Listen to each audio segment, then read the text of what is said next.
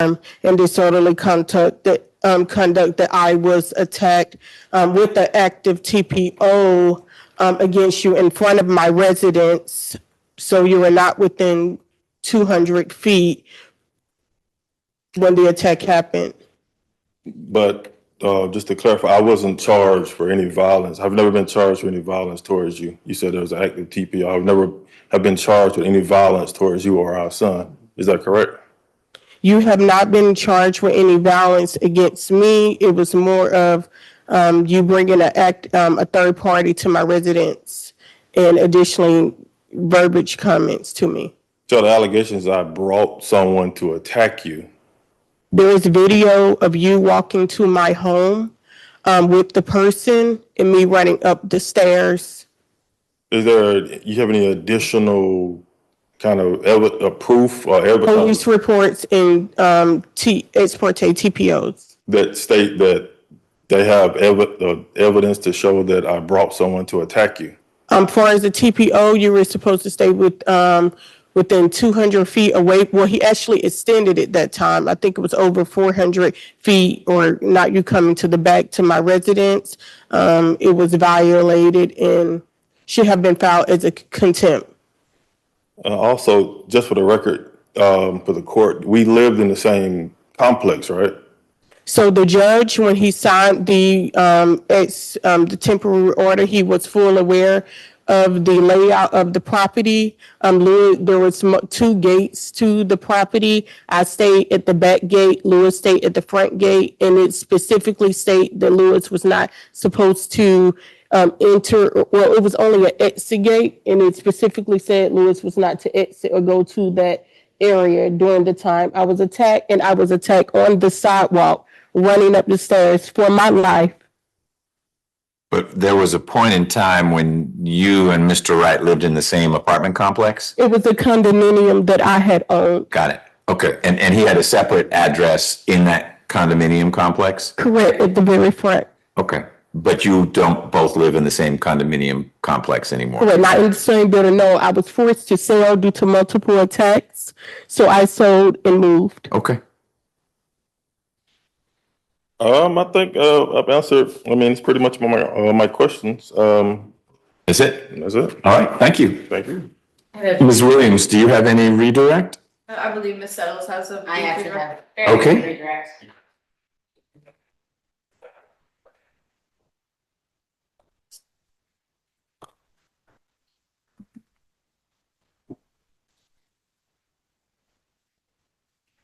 He has one. No, the judge does.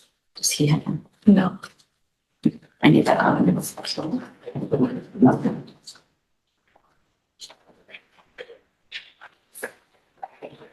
Towns, I'm going to show you what has been marked as the Secretary of State 50. Get that as well.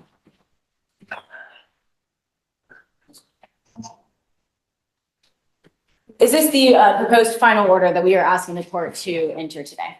Yes, Okay. And does that incorporate the parenting plan, the proposed parenting plan? yes, And does that include the child support worksheet and the child support addendum we're asking for the court to enter today? yes, And does that also ask for the change in your child's name, the change to the birth certificate that we're asking for from the court? yes, And does that also include a provision where the court can enter a amount of attorney's fees if the court does rule in our favor for attorney's fees to be awarded? yes.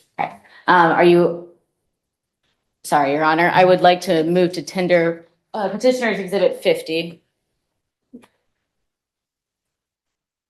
Okay. I'm just looking at it. All right. Mr.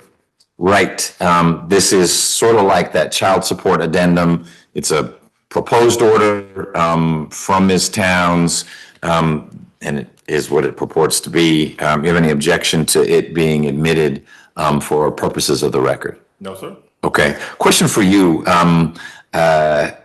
before Ms. Settles continues.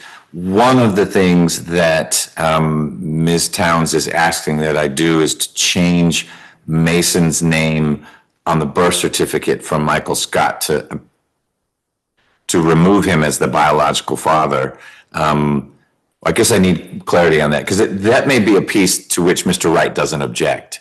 I don't know if it's not to change his name, it's to remove Michael Scott. Correct. What? In the legitimation order, there was a paragraph that included the typical, in a legitimation order for the child's name to be changed to the now legally recognized father to the father's last name, for the child to have the father's last name. However, in this instance, the father on the birth certificate is a different gentleman than the legal father who was found in the legitimation order. So because the language specifically did not say the biological father, Michael Scott, needs to be removed and changed to Lewis Wright, the Department of Vital Statistics explained that they cannot make the change to the child's name, and they can't just remove the biological father and change it to Lewis Wright unless that language specifically is in the order. Sure. So in order to facilitate the name change, that language specifically has to be in there to remove Michael Scott as the current biological father on the birth certificate, to put Lewis Wright on there as the biological father, and then they can change the child's name.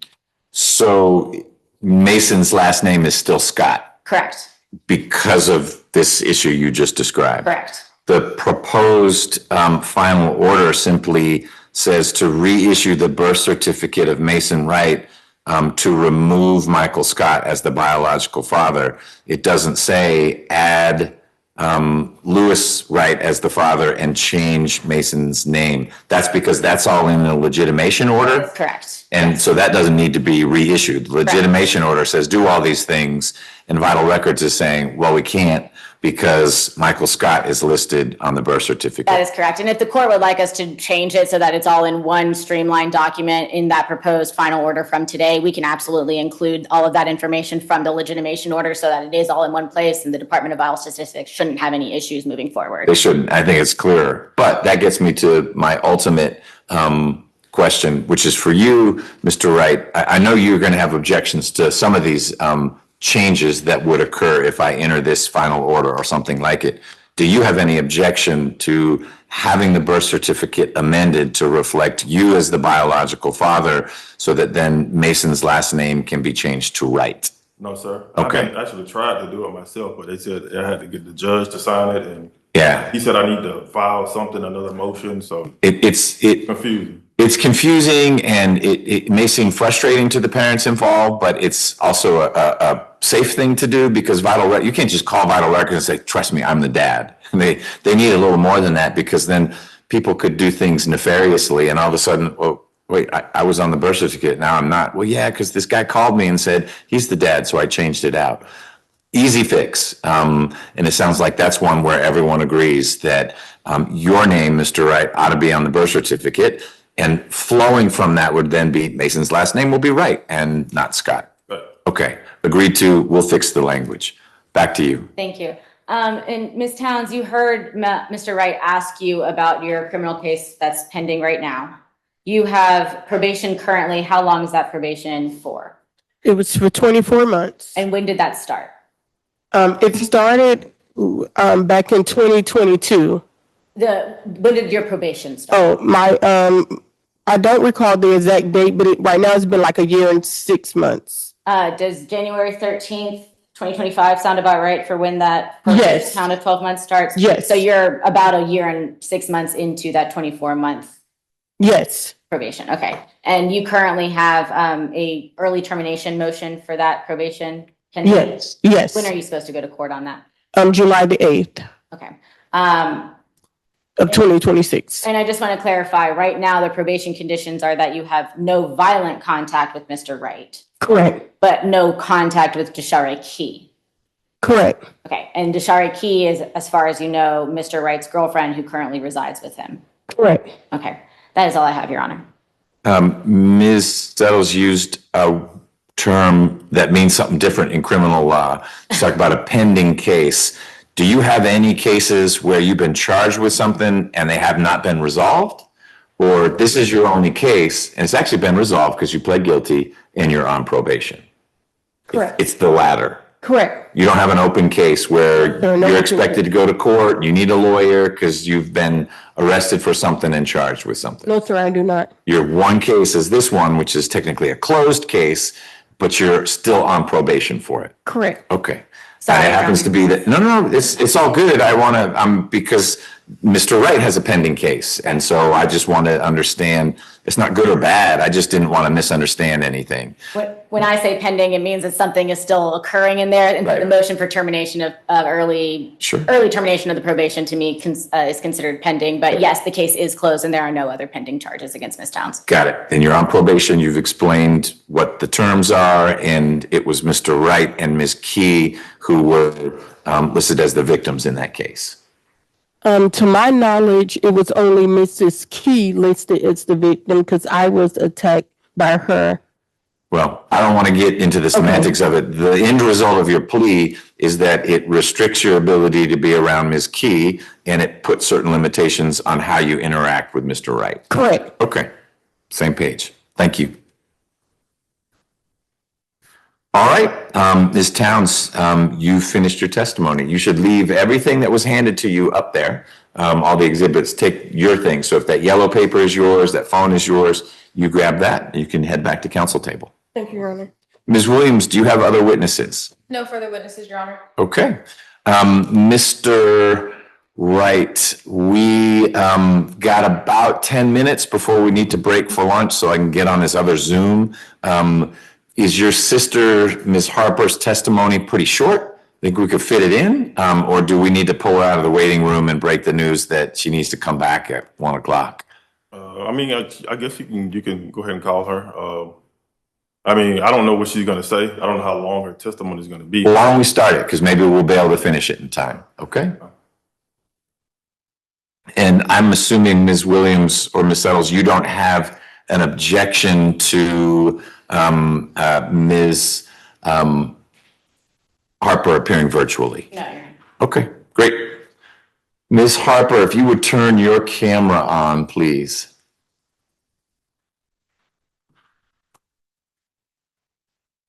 Hope she didn't walk away from her camera. I can text her if I. Yeah, why don't you do that to say now would be a great time to come back. Oh, she's back. Excellent. All right. Hey, Ms. Harper, we're going to see if we can fit your testimony in before we need to break for lunch. So I'm going to have Deputy Gordon swear you in. Once you're under oath, Mr. Wright has some questions for you, and it may be one of Ms. Towns' lawyers does. We'll try to fit it in. Worst case scenario, we'll all get a lunch break, but then you'll need to come back right after the lunch break to wrap it up, okay? Did you hear what I just? Did you hear what I said? I did not. I had to take my earbud out. Okay, can you hear me now? I can. Great. Deputy Gordon is about to swear you in. He is up at the podium, and I'll make it clearer for you to see him. There he is. Once he swears you in, Mr. Wright has some questions for you. Ms. Towns' lawyers may have questions for you as well. We're going to try to fit this in before we need to break for lunch. If we don't, then we'll get as much done as we can, but then we'll need you to be back at 1 o'clock to wrap things up. But I think we'll be able to finish, okay? Okay. Great. Deputy Gordon? Raise your hand. Do you swear affirm that the testimony you will give will be the truth, the whole truth, and nothing but the truth, self you God? Yes, sir. Lawyer hand. State and spell your name for the record. LaShonda Harper, LaShondaHarper. All right, Mr. Wright, if you'd come to the podium, that way Ms. Harper can see you and she'll hear you through that microphone, and you can cover whatever you want to cover. Hello. Can you? Hello. How you doing? Can you explain, the process? I know you were appointed I guess the guardian over the visitation.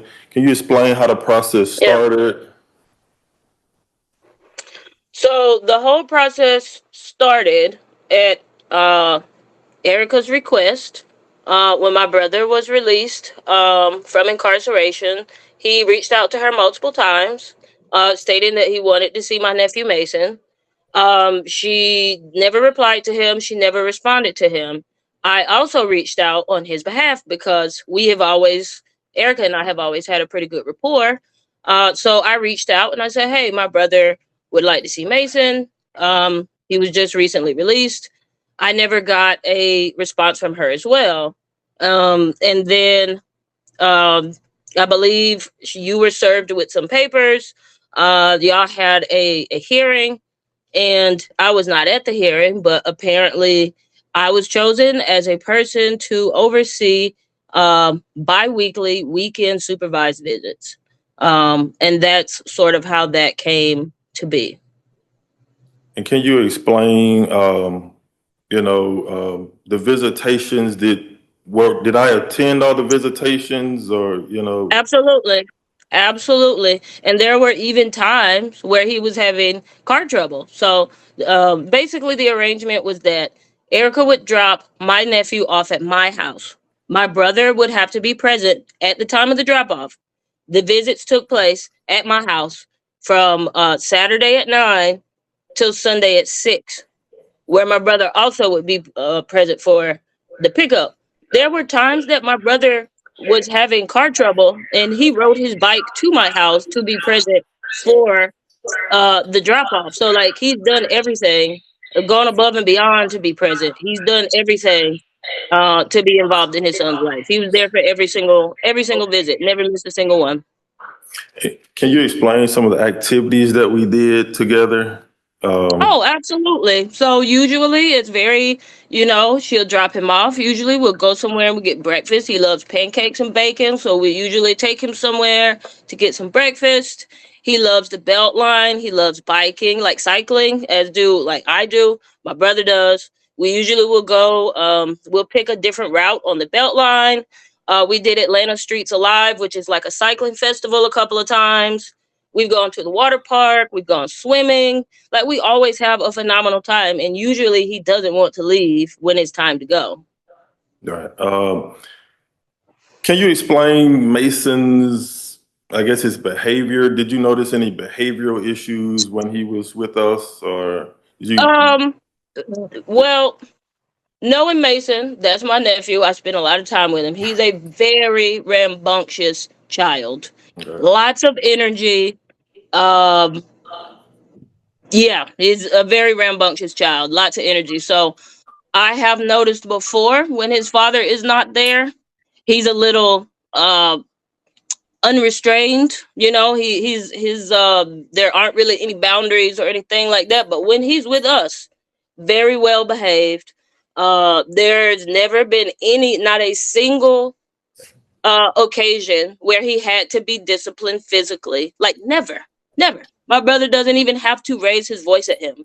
He knows that his father is stern and he knows where the boundaries are. He doesn't even attempt to act out when he's with us. When he's with his father, he's very well behaved. He's still an energetic, rambunctious 3-year-old, but he's not out of control when he's with us. He's well behaved. He's very charming. He's very well liked everywhere we go. Like he's a great kid. When he's with us, he's very well behaved. Right. What's the next question? So how did the drop-offs go when we met, and when Erica would come to pick him up? Did you notice was there any hostility towards me against her, or how was the? Usually, it was pretty like nondescriptive. Most of the time you didn't even approach her. You didn't even approach the car. I went down to get Mason. I would walk over to get Mason. You would be there, but you never approached her. You never tried to speak to her. It was very what's the word I'm looking for? Having a loss for words, but basically it was very nondescript. It was like I would go up to the car, you would be there, but I would go up to the car, I would get Mason out of his seat, I would bring Mason over to you, I would ask her, did he eat, is there anything that I need to know, and that was it. So Very nondescript. I'm sorry. So you didn't notice any hostility. I wasn't. Never. I've never witnessed any hostility between the two of you at all. If there has been any sort of tension, I would say it has come from Erica, because she seems to be the one who is looking to engage with you, not the other way around. Can you just state, for the record, I guess, why did I, try to be standoffish, or why do you think I was trying to be standoffish to, just let you, walk him to the car and, Your Honor, I'm gonna object in the middle of his line of questioning. It sounds like, one, he's going on a narration and he's leading, and it also sounds like he's asking for speculation from Ms. Harper. Sure. I'll sustain on the second. I don't know that it was leading, but you're asking her to surmise why you were doing certain things. You might be able to tell me about that when you testify. Ms. Harper can talk about what she saw and experienced, and she did. She said she didn't witness hostility between you and Ms. Towns. okay. Do you know, are you aware of the communication? How do we communicate? Me. So usually there's a group chat between me, you, and Ms. Towns, and that is how you have, since this whole arrangement has started, that is how all of the communication has gone. To my knowledge, there hasn't been any offshoot conversations, sidebar conversations between the two of you. Every time that you have communicated to her, it has been through the group chat that we all have access to. Right. Trying to think. I guess that's it. That's pretty much it. You answered pretty much all my questions. Okay. Okay. Thank you. Thank you, sister. Ms. Settles, do you have questions for Ms. Harper? I do, just briefly. Okay. Ms. Harper, you testified that Mr. Lewis or Mr. Wright has shown up for every visit. There's been no issues with timing or anything like that. Isn't that right? No, there may have been once or twice where he showed up late, but like I said, there was a time or two that he had car trouble. He literally rode his bicycle from his house to my house to be there. Isn't it true that he actually was 2.5 hours late to drop Mason back off at your house where you were not with him because he was at a park? That's 1,000% not true. That's not true. That's 1,000% not true. I have been there for every single drop off. Every single drop off.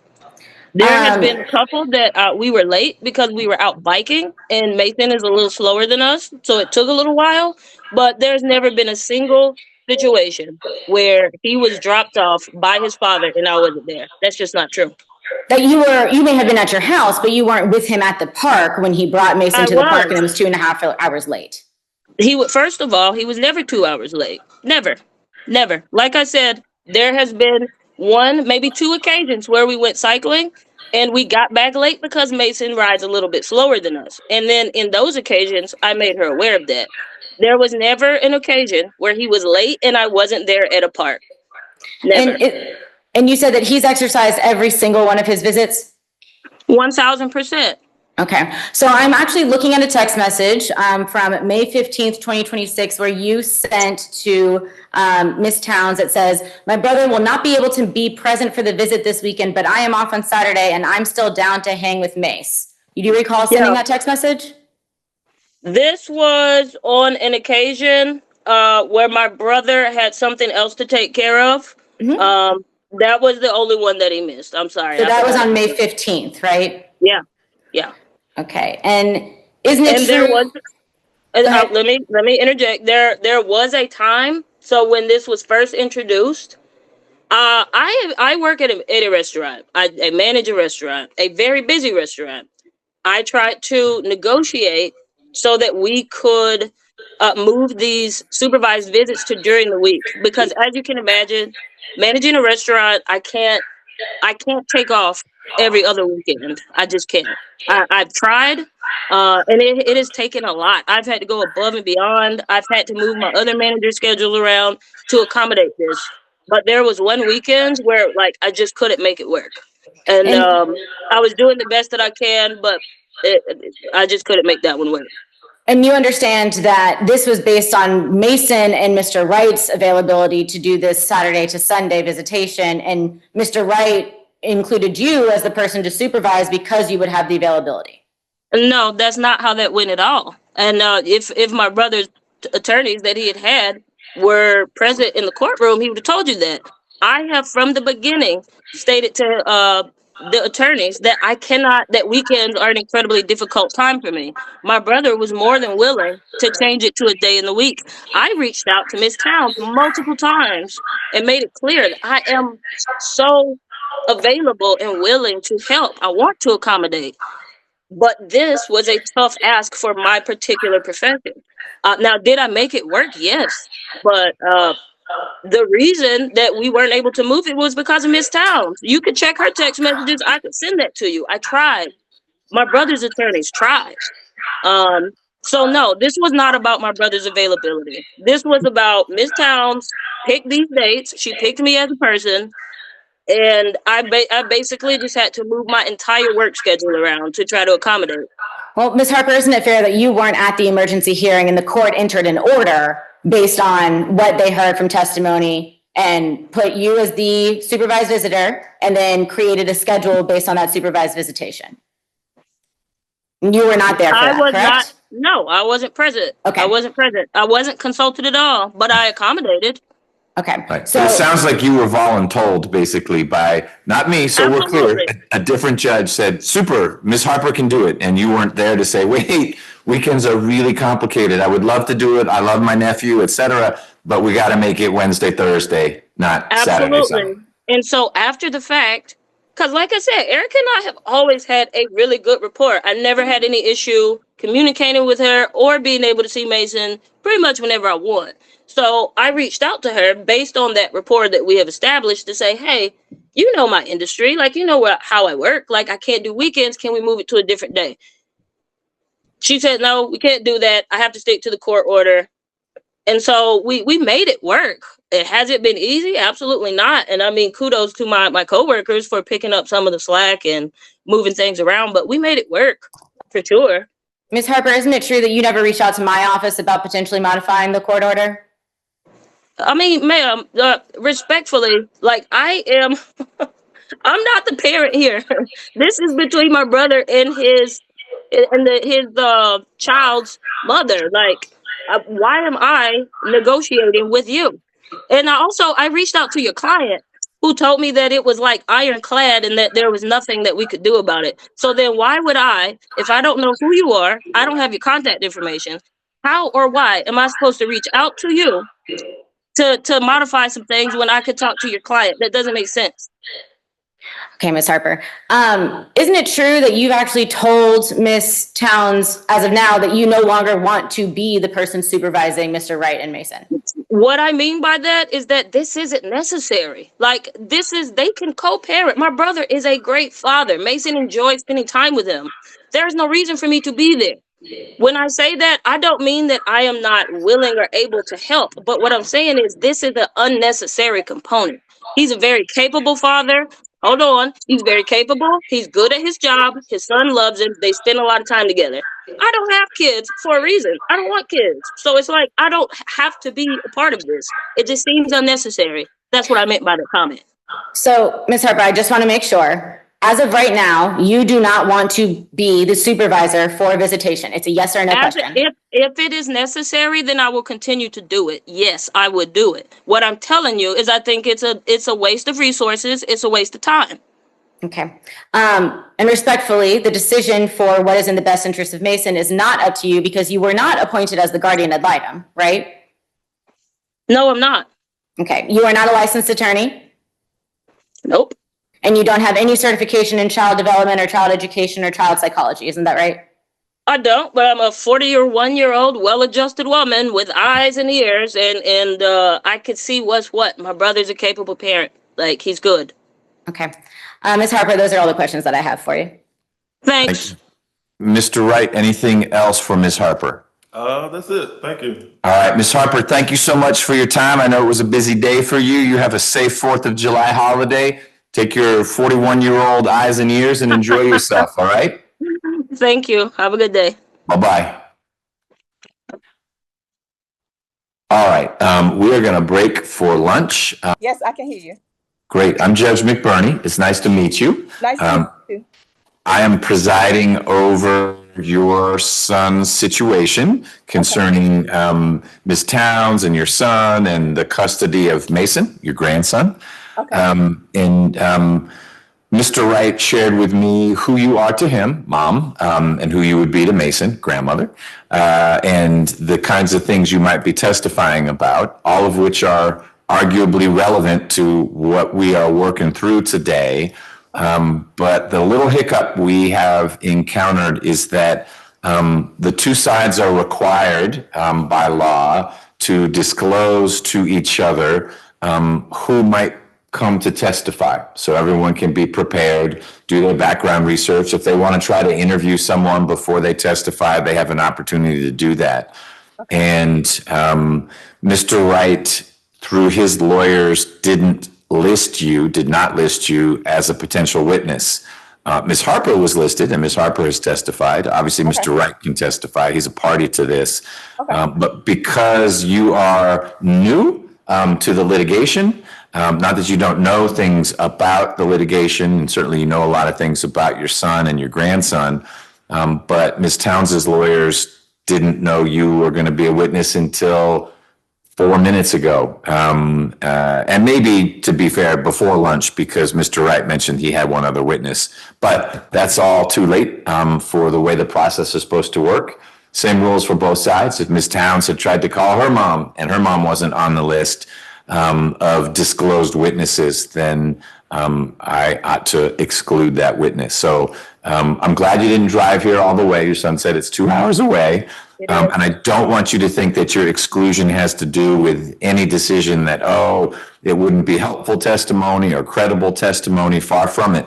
It's just simply a ruling that fair is fair, and the requirements are that witnesses are disclosed in advance, absent some emergency showing. Like if you learned something this morning about this case, then there wouldn't have been a reason to disclose you before, because no one would have wanted to or needed to call you or have had a reason to call you as a witness. But the kinds of things that Mr. Wright says you'd be talking about, you've known for as long as your son has been spending time with his son.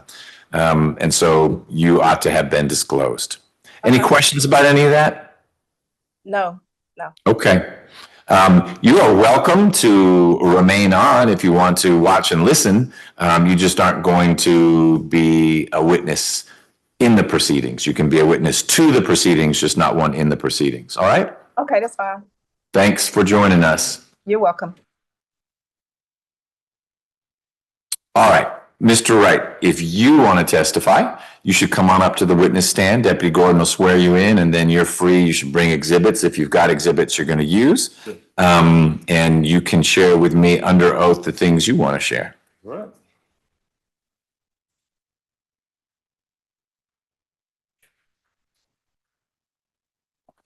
And so it's not too choppy. In theory, if you've got an exhibit, you ought to have a copy for Ms. Williams or Ms. Settles. If you don't have a copy, then you kind of need you to leave your exhibits with them so they can see them before you seek to admit them.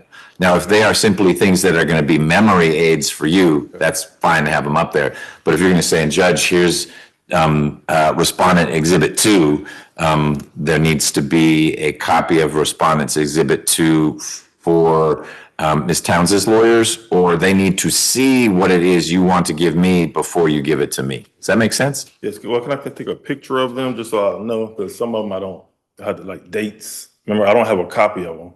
Sure. And if, like I said, if you want to have them up there with you, you can have them. But if you're going to turn them into evidence, something you want to admit, like number 37 here, then you're going to need to share them.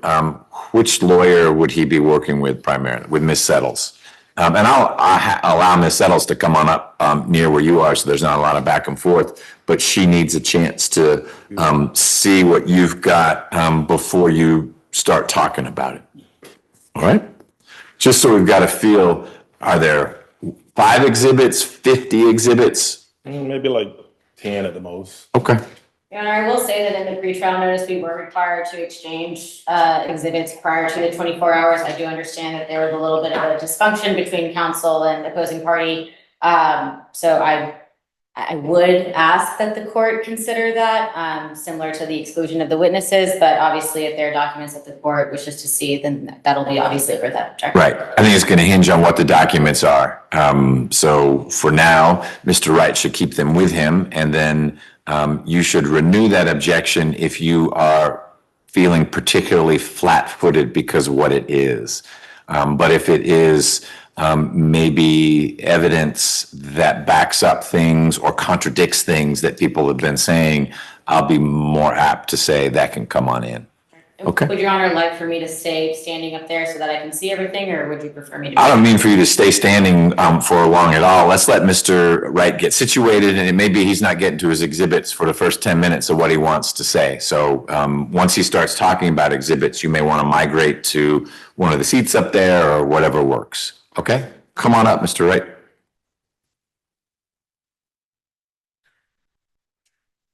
Thanks, me, Raise your hand. We swear affirm that the testimony you will give will be the truth, the whole truth, and nothing but the truth, so you are. You will have a seat. Shoot. No wheels on the chair. Can you say this for your name? My name is Lewis Wright, Lewis Wright. Okay, I'm gonna start by, can I just give a brief of how the cases? I don't. So we touched on this at the outset. Your testimony is going to seem very different from what we've heard before because no one's asking you questions. I don't want it to be completely stream of consciousness where you're saying, and another thing, and another thing. But if there's some things you want to share, just know that you're now under oath. And so if you start saying something that Ms. Settles thinks is, I'll make it up, hearsay, she's going to object. You just need to stop when she objects. We'll work through it. But there really, other than that, there are no guidelines. You're going to present it however you want to present it. Okay.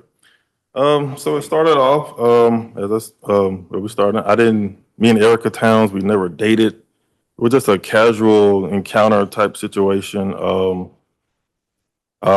She had a boyfriend at the time. When she became pregnant, I didn't know the child was mine. She didn't know who the child was. So, I told her, when the baby comes, we can get a DNA test and, we'll go from there. If he's mine, I'll step up to the, plate, the responsibilities. So we did the DNA test. After the other guy found out it wasn't his, I paid for it, found out the child was mine. So I've been in his life since he was maybe 2 months old. So we started off good at first. I would keep the child. I had a store at the time, so he would stay with me pretty much all day. I would let her go to. You had a what? I used to own a store. Oh, your job. Yeah. So was this the, I don't Beauty remember. supply store, yeah. Okay, beauty supply store. So you owned it. You didn't necessarily need to be there if you had a store manager or whatever. Right. So I would be in the store sometimes and help other people run it. So my son was with me pretty much all the time. She would normally pick him up in the evening time. And so, it started off good. We started off great. And then I had a girlfriend, Miss Key, at the time. Her and Erica Towns never got along. Eventually the situation between them just got violent. A lot of fights were started. And, I wanted to keep the peace between them, but, I couldn't. So the violence never was me initiating any violence. And I just wanted to share my first exhibit, these police reports. Let me see. Let me make sure I don't get them mixed up.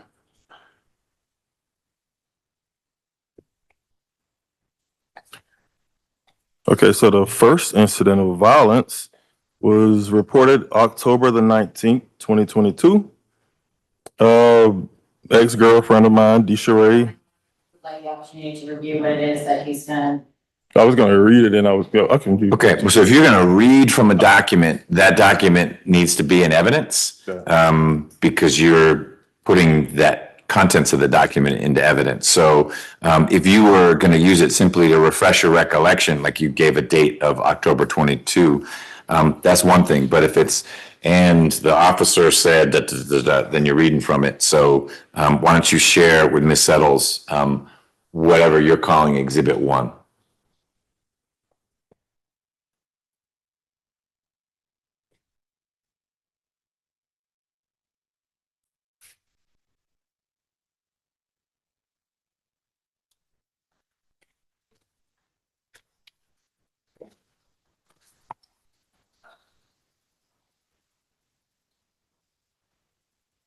Your Honor, I'm going to object to this. There's quite a bit of hearsay from the girlfriend. And also I'm going to object to relevance. This was an event that was back in October 2022, which is a few months after the child was born, but well before there was a legitimation order. We have since been well past that. A case has been filed.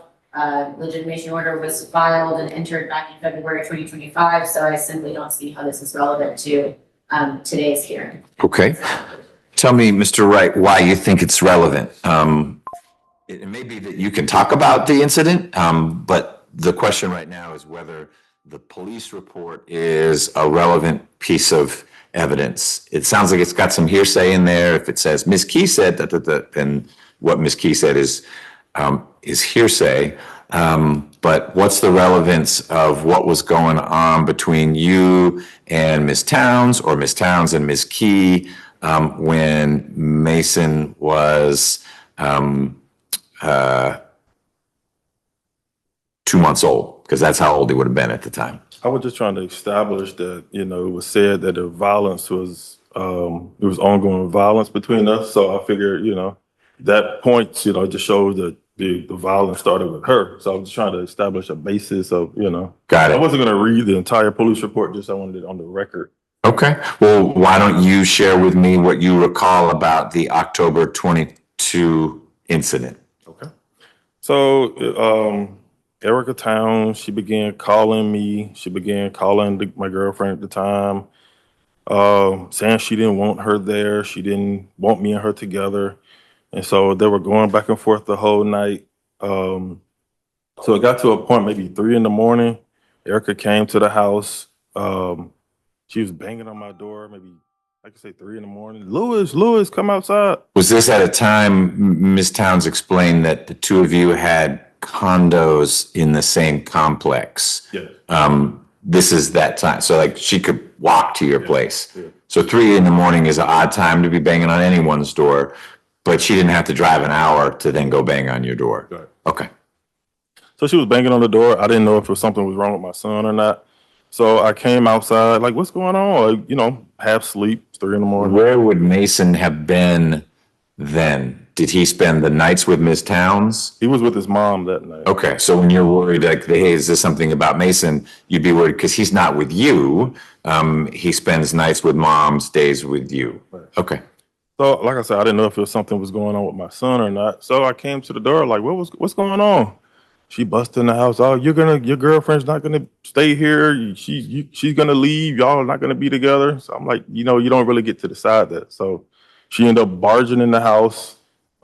She attacked me. She attacked my girlfriend at the time. So I was trying to restrain her, and get her out the house. So I ended up, really scratched up on my hand, and it was documented in the police report. So I wrestled her out the house. And so the girlfriend at the time called the police and, reported the incident because she attacked her in the bed. So the police came, did an investigation. They talked to Erica. She said she didn't want to answer any questions. But they had enough probable cause, enough evidence. So they ended up putting a warrant out for her for simple assault. So it says on the police report, she was driving in Sandy Springs and they pulled her over. She didn't have insurance. And they ran her name and found out she had a warrant. And so And the warrant was from this 3 a.m. incident Yes, at sir. your place? Yes, sir. Okay. So that was the first incident of violence where she was charged with simple assault. We have a second incident that happened, If you're going to refer to the document, then yes, I will Yes. review it beforehand. okay. Is there a second page to this? I think it's just one page. This is page 1 of 2.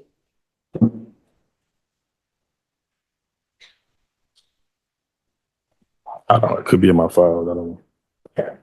This is the only page. It's on the page I have, yeah. It stated the incident.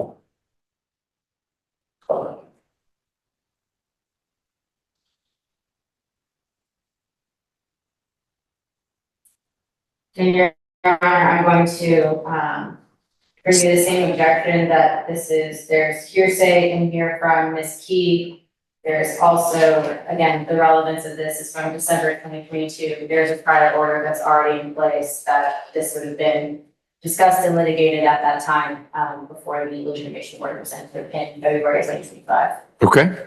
Mr. Wright, I'm going to let you talk about the December 2022 incident. If you want to share with me what that was about in the same way you did with the October, where you were, what you know about it from your firsthand observations and not what Ms. Key may have told you about it. Okay. So I was in the house that day. I got calls from Erica again, saying she didn't want my girlfriend. It just her and my girlfriend were at the time were going back and forth. She didn't want my girlfriend at the house. It sounded like, she was drinking. And so I was getting ready to go to work. And so Erica came and parked her car in front of mine and it's like, you're not leaving. Until your girlfriend, I'm gonna pack your girlfriend up and she's, I'm gonna make her leave. So we ended up calling the police, just trying not to have any problems. And so the police ended up coming.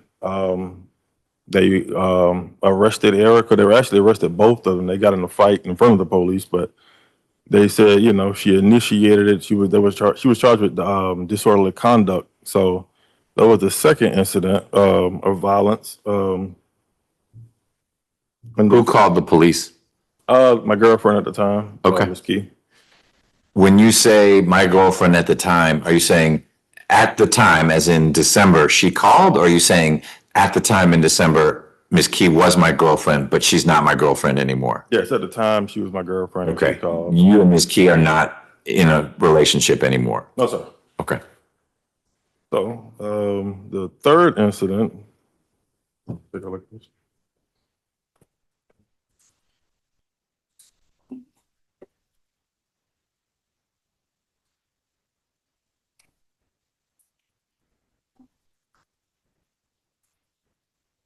Would Ms. Towns say to you why she wanted Ms. Key out? Like, did it have anything to do with Mason? Like, she's a bad influence on Mason, or did it have to do with if I can't have you, she can't have you? And I don't mean to put words in her mouth, but I'm curious if she simply said Ms. Key needs to be out of there, or if she gave you a reason why she felt Ms. Key shouldn't be staying at your place. She felt like me and her, since we had a child, we should be together. And so it was a lot of jealousy. That was your read of it, and not, I think Ms. Key would be a bad influence on Mason. She shouldn't be around. It wasn't Mason-centered, it was Ms. Town-centered. It was Miss Townsend. Okay. Again, Your Honor. Same objection? Same objection, relevance, and also hearsay. Okay. All right. So I'll let you talk about this next incident. We just won't tender the police report. Do you need the report to talk about it, or you know enough about it? I know enough about it. I was Okay. trying to establish the pattern of violence that has Okay. taken place. So we go from October to December to Ms. Settles' point. We're still back in 2022 when Mason is an infant. Right. Where are we now? So the last incident was in 2023. I really don't know how the fight started, but When in 23? I don't. It looks like it's October of 2023. Okay. So we've gone almost a year with no police reports. Right. Okay. So the next incident, the third incident, I don't know what happened. I was in the house, I was on the phone with my mom. I heard my girlfriend screaming, Louis, come help me. She was screaming help. So I ran outside to see what was going on. I saw her getting attacked by Miss Towns at the time. So I didn't know what happened. I was trying to break the situation up. So she ended up attacking me and her boyfriend at the time. And so Ms. Towns' boyfriend was there? yes, And he and Ms. Towns were attacking you and Ms. Key? yes. Okay. So it was two, when you came out, then it was kind of 2-on-2. Yeah. Like I said, I didn't know what happened. I was responding. So I came outside trying to break the situation up. But the situation, we ended up getting diffused and neighbors came out. So, we were walking back because we stayed Was her boyfriend, being Ms. Towns, this Mr. Scott guy, or it's someone else? it was a different guy. I think she had just started dating him. I never met the Scott guy. I don't even know who. You don't know who he is. So this could have been Mr. Scott. The police report said his name was Marcel, I don't know his last name, but. Okay, someone who's not Mr. Scott. Right. Okay. So, yeah, the situation was broken up. We were walking in the house. Like I said, we stayed, buildings were right next to each other. Erica Towns, so I saw her run to her house. And so, I just kept walking. So, we was walking and then all of a sudden we heard duck, duck. And I briefly turned, I saw Erica Towns with a firearm. So we jumped behind a car. Erica Towns opened fire and started shooting her gun over our head. I guess the bullets were going over our head. I don't know if you ever heard the sound of bullets flying by, but it sounds like missiles. So, but she opened fire. So we all jumped down. We hid behind the car. So she stopped shooting, and I looked out. I still saw her with the gun in her hand. So we ran to the house. Her next door neighbor called the police and reported that. Your Honor, I'm going to object to hearsay about whatever the neighbor said. I think it's in the report. Well, but it being in the report doesn't mean you get to talk about it. You didn't call the police. No, I didn't Someone call called the yeah. police. The police Okay. will call. And what jurisdiction are we in? Is it APD? Is it? APD. Okay. We stay in Grant Park. Okay. Down the road. So the police ended up getting called. And so they said they had reports of shots fired. So they asked me what happened. They started investigating. They said they were going to charge her anyway because you can't open fire, No, you can't. Yeah, it's illegal. So, and then they investigated. They saw that, I had injuries. The girlfriend at the time had injuries. So they charged Erica Towns with battery and I think reckless discharge of a firearm. So in my next exhibit, I just want to get the history of the violence that. Okay.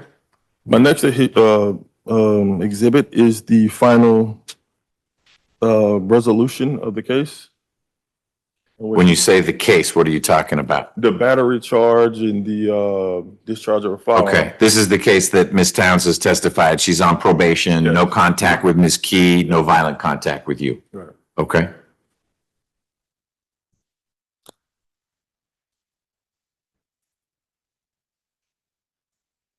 The objection, Your Honor, these are all public records from that charge. Okay. So, That's closed but not pending. Right. Got it. so she pled guilty. She was sentenced to, let me see what the sentence is at.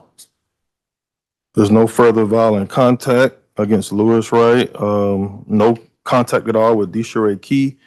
She had to do, it says they recommended 20 days in jail. She had to take a firearm safety class and, 2 years probation. So, the history of violence, I don't have a history of violence. I've never been convicted of a crime in my life. But they keep the narrative that I'm the violent one when you can see, the history of who's been violent towards who. And so my next exhibit is my son Mason's his school record from the Goddard School. It's like a book, but I have a couple of pages I want to highlight. First objection, Your Honor, is going to be to hearsay because these are not records that seem to be certified. It doesn't look like there's an affidavit. It doesn't look like there was a subpoena sent. These documents were also not shared during discovery, nor were they shared in the freedom of order. Okay. Why don't you show Ms. Settles the specific pages that you're interested in, and then she may, It's just a point to the behavior. They said his behavior was because of me. I just wanted to show that most of these incidences go back to 2024 when he was already having behavior issues at the school. So before I even had rights to him, let me see. This is one. Mason bit his friend in the back. You can see the date on that one was 2024. so you are sharing with me that the staff at the Goddard School had issues with Mason, were concerned about, wrote up, whatever, Mason's behavior further back in time than the start of the parenting plan? Yes. Okay. Because they're saying that his behavioral changes came from me, but I'm just showing that, he already had behavior issues before I even had rights to him. Okay. So it had nothing to do with me. Well, in 2024, was he spending time with you? No, not really. I would see him. She wouldn't really let me see him. It was a situation where you can't see him unless I'm around. So he wasn't staying with me. That's why I went to file for legitimation and try to get rights to him. Okay. Your Honor, I'm gonna renew my objection. The people who are signed on this as a witness, the signature of the director, there's not a director here. Again, there's no affidavit for these documents. And the witnesses that are signed on here are not present here to testify about these, and they're the ones that completed these forms. Okay. I don't need the forms to come in. I've received the testimony from Mr. Wright that his understanding is that Mason had behavioral issues, struggles at the school before the parenting plan started. And that was the reason why they kicked him out, because it was a pattern of behavior that he was, already engaging in when I got. I've read in the record is the write-up of this wasn't the first time or the second, and it's not safe for him, it's not safe for the other students, and it's not even safe for the staff there. Yeah, that's what I was told. And the director, she actually printed this out and gave this to me. So, let's see my next exhibit. Let's see. I have a letter from his school, which I enrolled him in. I don't know if I can permit that from the director. Well, you can share what you want to get in with Ms. Settles, and she'll give you her thoughts. Okay. Again, Your Honor, I have no affidavit. This letter is not signed, or is not notarized. I have the person who signed it is not here, so I'm going to object due to hearsay. It's clearly not a business record. It was not something that was submitted to discovery or a response to a subpoena for public record. Okay. So I'll exclude that, but tell me, Mr. Wright, you're referring now to, we saw some text that you were going to have your son go to a daycare place on, I think it was Candler Road? Yeah. This is the place? Oh, it's a different place. It's Okay. Metropolitan Parkway. Okay. And is that where when in the calendar would he have been at the place off Metropolitan? From May of 2025 until August of 2025. Okay. And he would go there for the weeks that you had him? Yes, sir. Okay. I have the W-2 form. They sent me, I don't know if it's not certified, but they sent me the W-2 form. I can show you the months where I paid for his. No, I mean, you can testify to what you did with Mason when you had him, and it was during this window, so a 3-month, 4-month period, Yeah. May through August of 25. He was, when you were around, because I understand you were out of commission for some of those weeks. Right. You took him to a daycare place on Metropolitan. Yes, sir. Okay. So, let's see, this is my next exhibit. But I tried to communicate also with Erica. After he got expelled from the school, I don't have the Texas, but I wanted to work with her to find another school for him. Erica, she did not want to. She was like, when he's with you, as the judge stated, you provide for him. And when he's with me, I'll provide for him. So, it was never an issue. I didn't ask her to help me pay for his expenses. And, he's my son. I didn't mind, I'm doing what I'm supposed to do. So I paid for his, his school, all his expenses while he's with me. It was never an issue. So, I was arrested. I want to address me being arrested. I was arrested. The first allegation happened, the first arrest, I was arrested. Well, the first incident happened in June on my birthday. My ex at the time, she was drinking. This would be Ms. Key. Yeah, she was drinking. She called the police and said that I had pushed her or something. So the police came out. She was not on the scene. She left the scene. So I showed the police, it's my birthday. I'm not trying to fight her or anything. I was trying to restrain her and, keep her from just going crazy. So I explained to him what happened. I showed him my injuries. I had witnesses on the scene who stated, what happened. So the police, they ended up dismissing, they never charged me. They cleared me of any wrongdoing. So you've said that, but I'm going to take judicial notice of what's in the court's docket, and you have an open, active misdemeanor case in front of Judge Morrison that I think relates to this. Your arrest date was June 21st, 2025. Interestingly, right now, your lawyer of record is Ms. Ginyard. I don't know if that's going to continue, but help me reconcile you saying under oath, the police cleared me and said nothing happened, and yet the Solicitor General's office has accused you of family violence, battery, and simple battery. That's what I'm saying. They cleared me in June. They filed charges against me for the incident at the end of July. Okay. Which didn't make sense, but she went to the police and said she wanted me charged, so they ended up charging me for that incident after they cleared me. Okay, well, so in your mind, the police cleared you, but Right. you are also acknowledging that you have to go to court. Right. And Judge Morrison is going to do what she does, and you've got a lawyer, and you've got an open, active misdemeanor case. Right. Okay. And the second incident was August, I think August the 12th, I can't remember the date. My ex at the time was drinking again. She called the police on me and said that I attacked her. There's no proof of I did anything. The police came. She had no injuries, nothing.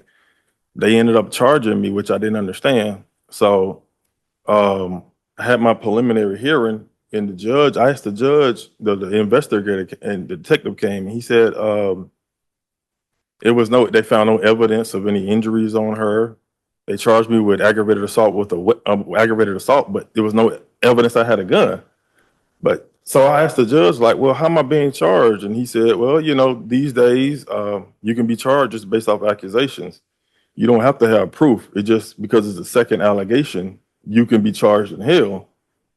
So I've been fighting those charges. That's why I wanted my attorney to, speak on those charges. But I was charged with those crimes, but I haven't been convicted. I think the law is you're innocent until proven guilty. 100%. That's right. And then my next exhibit, as far as those charges, the alleged victim who made those allegations against me signed a waiver of non-prosecution, which was entered, let's see what's the date. About a week ago. Yeah, saying that she doesn't want, me prosecuted. She doesn't want to go through with, the charges. So, I'm confident the charges are going to be dismissed, but it's just a process. So, Okay. I don't know if I want to submit that for the record or. Well, her affidavit's in the record in your misdemeanor case. It was filed on June 24th, so I can take judicial notice of that. Man, I just wanted to say, I think this whole case it's just a play for child support, honestly, because I've been in my son's life. I do what I'm supposed to do for him. I take care of him. I don't have a history of violence at all. The only one of us who has a documented, proven history of violence is Erica Towns. There's a protection order in place, no further violent contact with Lewis Wright.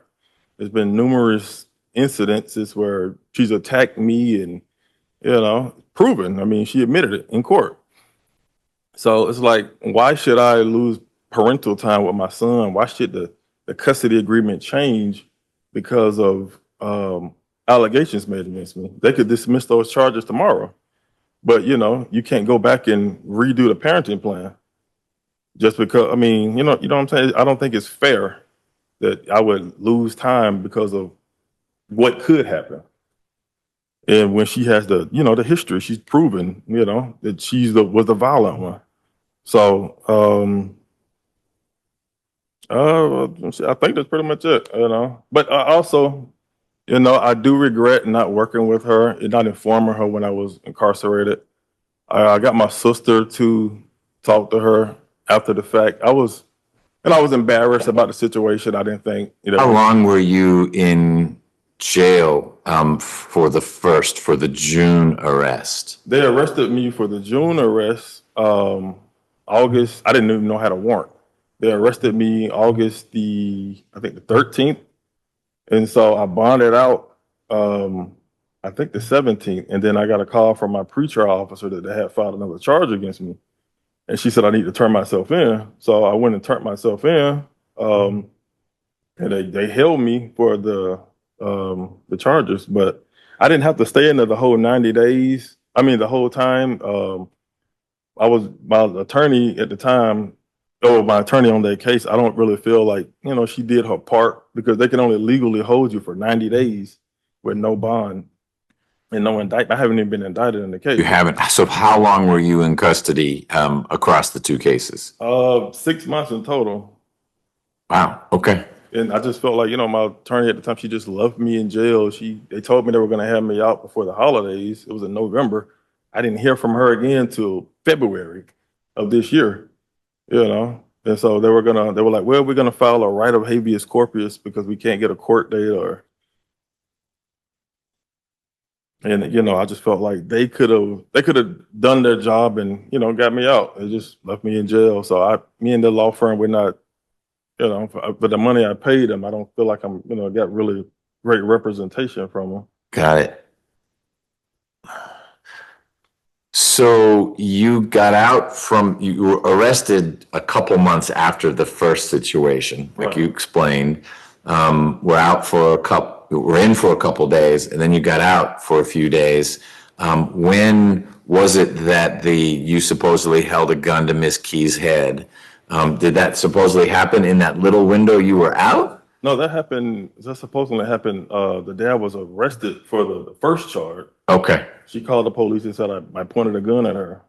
got it. And so they came and arrested me for the incident that happened in June. And then when I got out, I was told that they filed another charge against me. Okay, Well, and so you had to turn yourself in, put myself back in. and that's the one where you didn't get out till February 5th. Right. Okay. All right. And so, like I say, I just think that I just hope that I feel like I need to be in my son's life. I just feel like if I'm not in his life, if you change the custody agreement, I feel like his life is going to go down, two different paths. I just feel like Erica can't teach my son how to be a man. I feel like that's my job as his father. And I think that the original judge, Scott K, I think he got the decision right. I made the same argument with him. And the order he granted was joint custody. We get, week on, week off.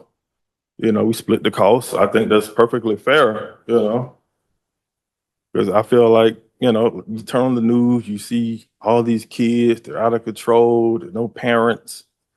I feel like, if you give the fathers more time and, you don't remove the fathers out of the child's life, that, the kids are going to turn out better.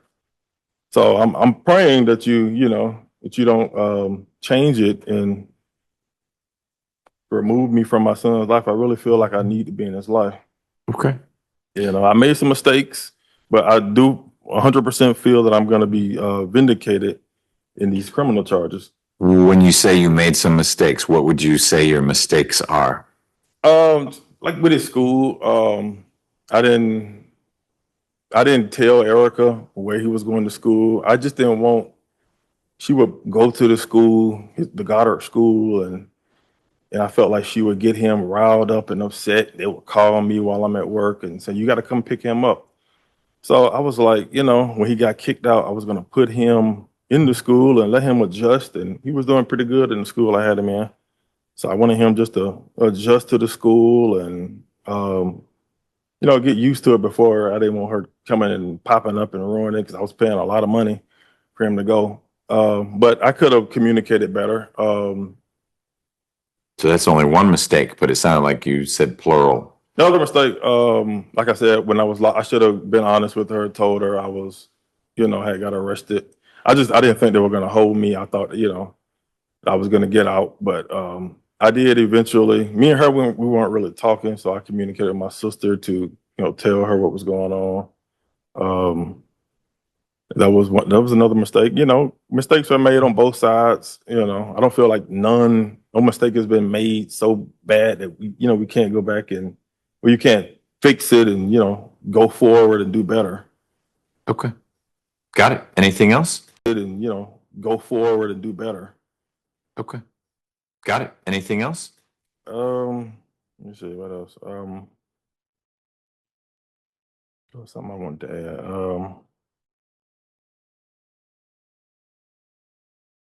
I can't remember. I guess that's it.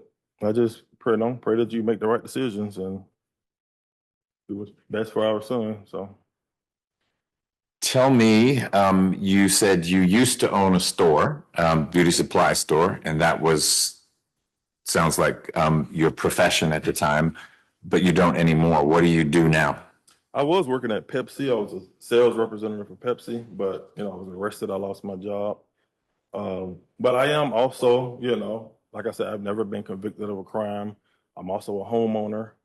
I live in Grant Park. I'm a fully law-abiding citizen. I'm just looking to, get these criminal charges behind me and, move forward with my life. And So but you, now I'm currently working with my parents. They have a like cleaning business and, lawn care business. So and tell me specifically what you do. Do you cut lawns, or you manage people who cut lawns, or what is it that you do? just whatever they need me.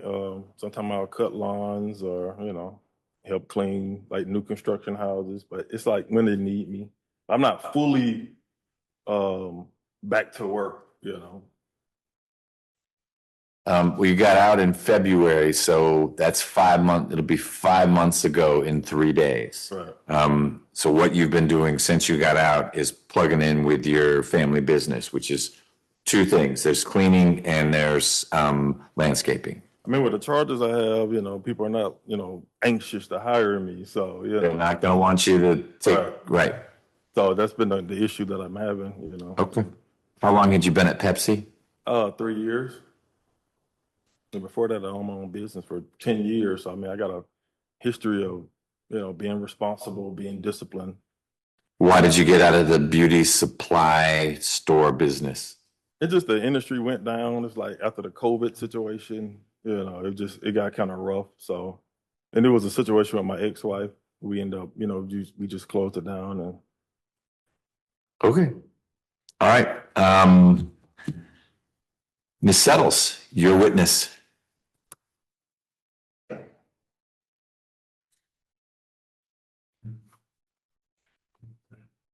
Good afternoon, Mr. Wright. hello? You mentioned that you've made some mistakes, and you mentioned that you never told Miss Towns about the daycare facility, right? Right. And isn't it true that you actually told her that you refused to give her? She asked you multiple times for that name, and you just refused for weeks on end to let her know where y'all's child was in daycare. I did, but also she didn't tell me where she had him going also. So neither one of us knew where he was going when he was with each other. So You knew that the child was in the Goddard school, right? he had got kicked out. That was after he got kicked out. Okay. And you understand that at the time she was actually taking care of Mason with her mother, but then you enrolled him in a school and never discussed that with her, even though you guys have joint legal custody, right? What do you mean she was taking care of him with her mother? What do you? She did not have Mason in childcare. She was taking care of him herself with her mother. I didn't know. She told me she had him enrolled in a school. I didn't know. That's what I'm saying. I didn't know. Okay.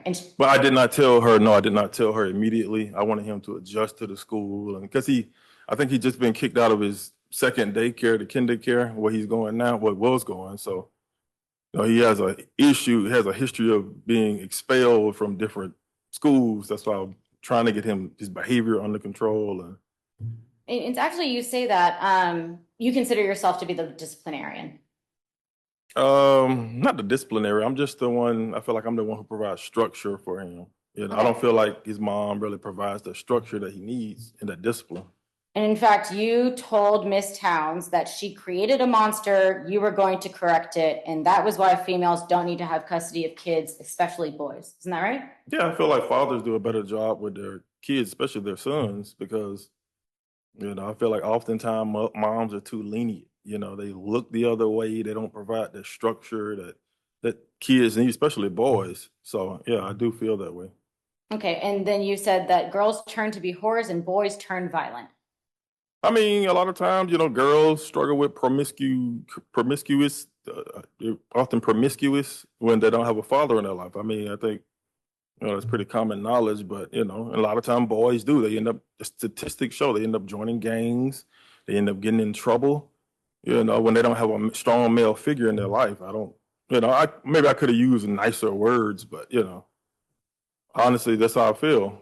So you thought that it was appropriate to reach out to the mother of your child and say, you're going to turn our child into, or you've turned your child into a monster, and children with you will turn out to be whores or will be violent.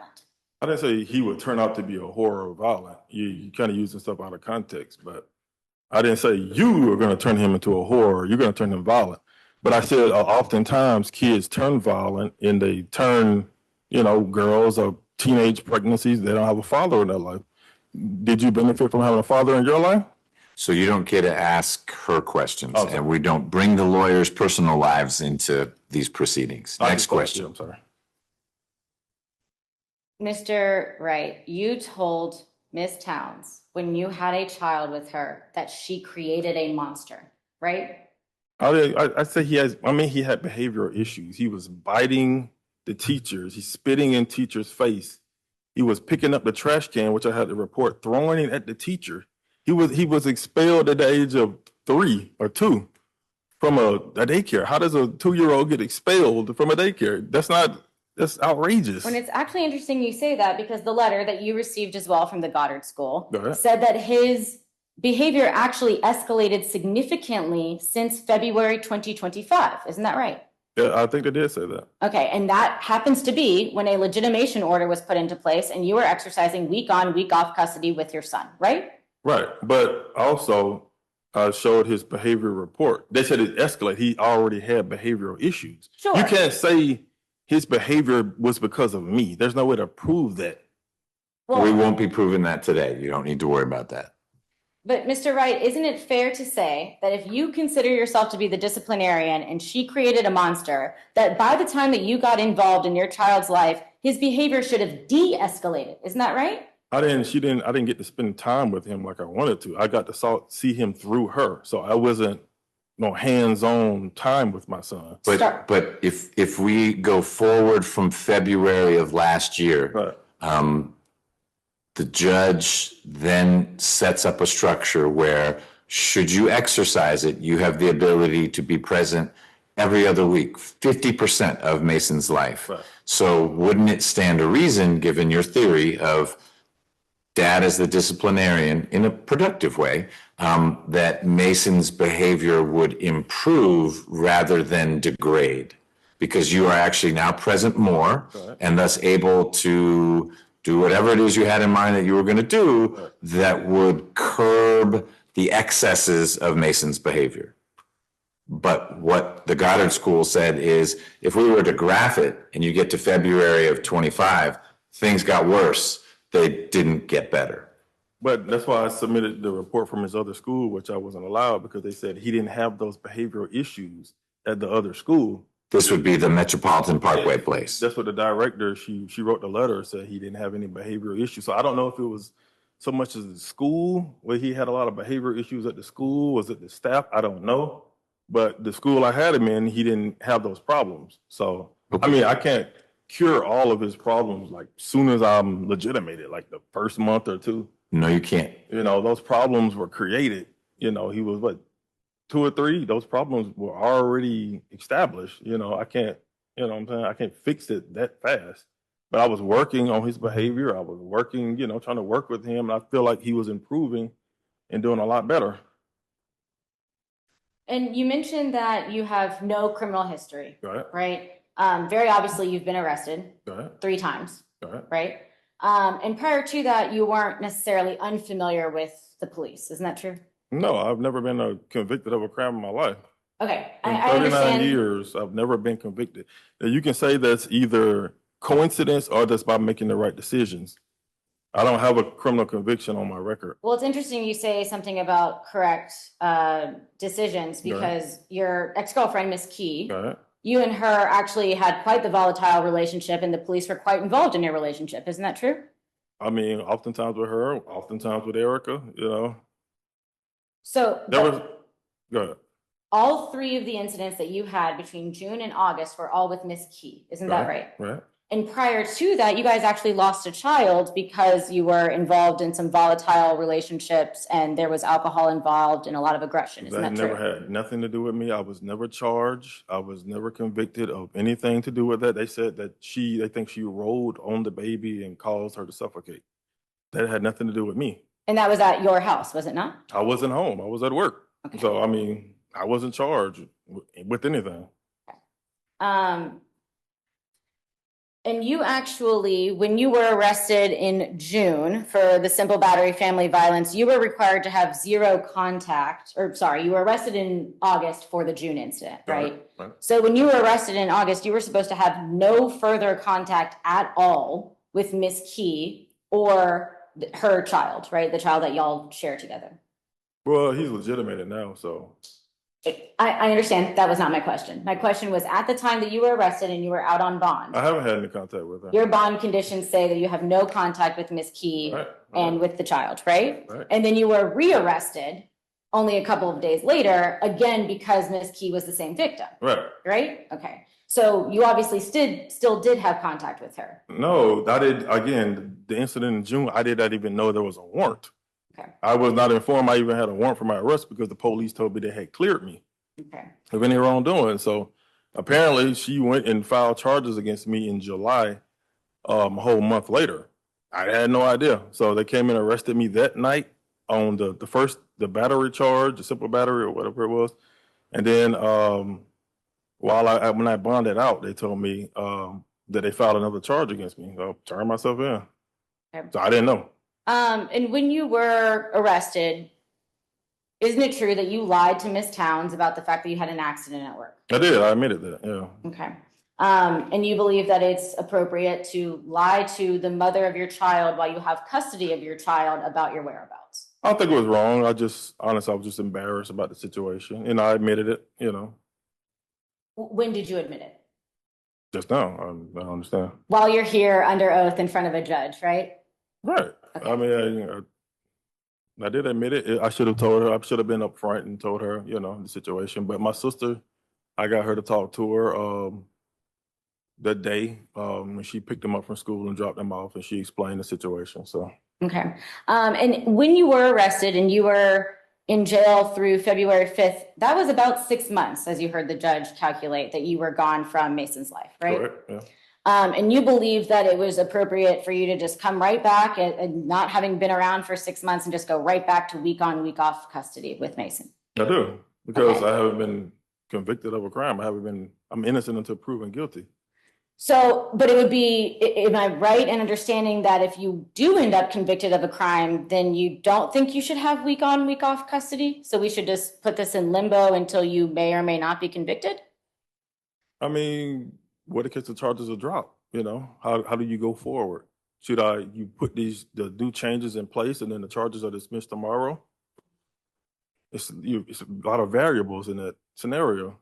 But you believe that having been gone for 6 months in this child, and it's a young child, we're not talking about a child that you can have an adult appropriate conversation about what's going on, what happened, where you were, right? We're talking about a young child. Right. So you strongly believe that having been gone for 6 months, you should have been able to just come right back into this child's life and act like nothing happened. I mean, what's the other option? Me not seeing my child, or the judge that they said that you could do supervised visitation. I did that. I fully complied. So, I mean, It's actually interesting you bring up that fully compliance, because we heard testimony from your sister, and rightfully so. She's going to be on your side and she's going to testify to what she believes will help you out. Isn't that right? right. Yeah.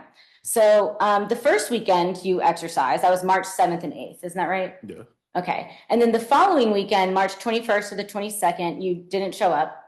I don't recall. Okay. Not showing up. I never not showed up. Okay. And then April 4th to 5th, you showed up a couple of hours late, and actually your sister notified Miss Towns that you weren't going to be there on time, but to just drop Mason off at her house anyway. I was having car issues one day, so my car wouldn't crank. So that's what she said. I had to ride my bike to her house. So, And you didn't think to notify Miss Towns about that trouble?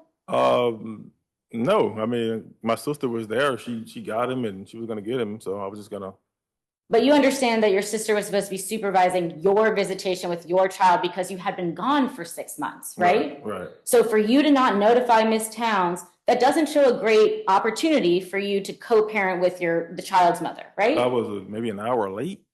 I mean, from having car problems, it's like, So if you're running late because of traffic or because you pop a tire on the side of the road when you're supposed to exchange with Ms. Towns, you just expect her to wait around and tonight my and sister never was notify there. her? My sister was there, and she was waiting with her. Okay. And then she said she's gonna just leave him, and I came over there as soon as I could. I rode my bike over there. So. Okay. And then the following weekend, April 18th to the 19th, you actually returned Mason an hour late to the visitation. Isn't that right? I think we were riding our bikes, and he's a 3-year-old. We did I think we did the Streets Alive. We did like 8 miles on the bike. So I think we might have got back a little bit late. And my sister, she texted her and told her that we were going to be late. So. And you did not text Ms. Towns. You depended on your sister to Me and communicate Miss that. Towns, we don't have the best communication relationship. She says I stalk her and harass her. So I just try to, let my sister communicate with her just to avoid any issues or any problems. That's why she would go take him to the car, and I would just try to, keep my distance from her, just to try to keep the peace. And there are a couple of more times where you just didn't show up or you showed up late. So for your sister to come on here and say that you exercised every single one of those visits, totally 1,000%, simply was not true. I never not showed up or never. It's not how you make it seem. I showed up late one time because I had car problems. Okay. And then, there was one weekend that, if you recall, I read a text message from your sister where she said that you weren't able to exercise the time that weekend, but but Ms. Towns could still bring the child to your sister's One house. weekend she had to work, and so we couldn't. She's like I say, she has a busy schedule, so we had to work around her schedule. So that would be a weekend where you didn't exercise your time, though, right? I think I exercised my time maybe I might have missed one weekend when my sister couldn't do it, but I saw him every time. I fully did everything I'm supposed to do. But isn't it fair that if the court has given you such limited time in order to reintroduce you to your son's life, you would probably show up for every single one of those visits and be on time for each of those visits, right? I mean, I had a car problem. My car broke down. What do you want me to do? Sure. I rode my bike to see my son. You know how far the distance that is? It's like 10 miles. And isn't it true that when your sister was unavailable, we actually offered for you to go and get a third-party supervisor and you chose not to do that, right? The issue, we tried to switch it out to my mom because my sister was having issues with her job and Erica Towns objected. So that's what we wanted to do. My attorney, which, I was hoping she was going to be here, but she filed a motion I guess she contacted you guys to try to get a different person on the visitation thing. And they said Erica Town refused. So again, my question was, we asked for you to get a third-party neutral supervisor so you wouldn't run into any of these scheduling issues ever again. Your mom wouldn't have to transport herself 4 hours, right, round trip, and you refused to do that. Yes or no? Yeah, I don't think it's fair. I have to pay. It's very expensive. I lost my job. So, Well, I don't have all this exposable income to, hey, let's pay a third party when I have a parent here who's, willing and ready to step up and fill in the roles. So isn't it fair that your mom and Miss Towns don't have a great relationship? they did. They talk frequently. Do now? They did. Well, they speak. I don't know exactly how the relationship is, but they had a good relationship. Yeah. Okay. And your mom is the one who lives in Milledgeville, right? Yes. Okay. So that's not exactly convenient for her. No, it's not, but it's not convenient for my sister either. It's not convenient for anybody. Everybody has their own schedules, their own things they have to do. So we're infringing on her time. So I understand what you're saying. And so far, it sounds like you have communication issues and there's an issue with the supervisor, right? So wouldn't it be fair to say that if we implement what the court system has available, like using a co-parenting software application for communication, like using a third-party professional supervisor to supervise your visitations, those would alleviate all of these issues that we are having with using regular text messages and using your family members, right? The issue is I don't feel like we need to do supervised visitation. I've only been accused of crime, but I haven't been convicted of a crime. So why should I lose rights and time to my son? The only person who's been convicted of a violent crime is Erica Towns. The only person that has an order of protection in between us is Erica Towns. No further violent contact. Not me. So why should the one who's on probation right now for violent charges that she pled guilty to, why should I lose time and rights to my son because of a pending case that could be dismissed tomorrow when you have the alleged victim saying she doesn't even want to cooperate? So what if the charges are dropped? Then, you know what I'm saying? Like, but then, is So, that fair? So you don't get to ask her questions, but Right, you're I'm making sorry. your point. I'm sorry. but Mr. Wright, if you recall from the emergency hearing, what Judicial Officer K was concerned about was that you had just gone missing. Right. No notification for 6 months. And you also lied about where it was that you were for those 6 months until you sat here today and admitted why it was that you were gone starting in August. So that concern is what led to your supervised visitation, right? From what my attorney explained to me, it was just because I was gone for more than 6 months. She said if you had been gone for 4 months, it wouldn't be a supervised visitation. You were at that line, that cutoff line. If you're gone for more than 6 months, then they have to do supervised visitation. And you understand that there's not a statute that says time limit on That's that. what I was told. Okay. I don't know. I'm not an attorney. Okay. It's actually interesting. You brought up something about your finances that you didn't have the funds to be paying for a supervised visitation facilitator, but you were able to pay for your attorney's fees, obviously for a criminal defense attorney and for your attorney to be here until the $5,000 that was due, right? Right. It sounds like you worked for PepsiCo and you actually were able to liquidate a lot of your 401k and your retirement accounts from all of that, right? So I pay for everything. Yeah. But you didn't find it to be a priority to supervise parenting time with your child when your family members were not available. I mean, I did. It just, I'm literally fighting serious criminal charges, so Sure. paid them 15,000 on the criminal case. I paid 5,000 on this case. And, so it's like, I can't fund everything, Well, and it's interesting that you say that you have serious criminal charges that are pending. Again, No. does it now make sense why we have you in a supervised visitation capacity? Because you have serious violent charges that are pending against you. There are pending charges, there are allegations. Again, I have not been convicted. Okay. And I believe I'm going to be exonerated. And it's been a year now. It's been no indictment, even on the case.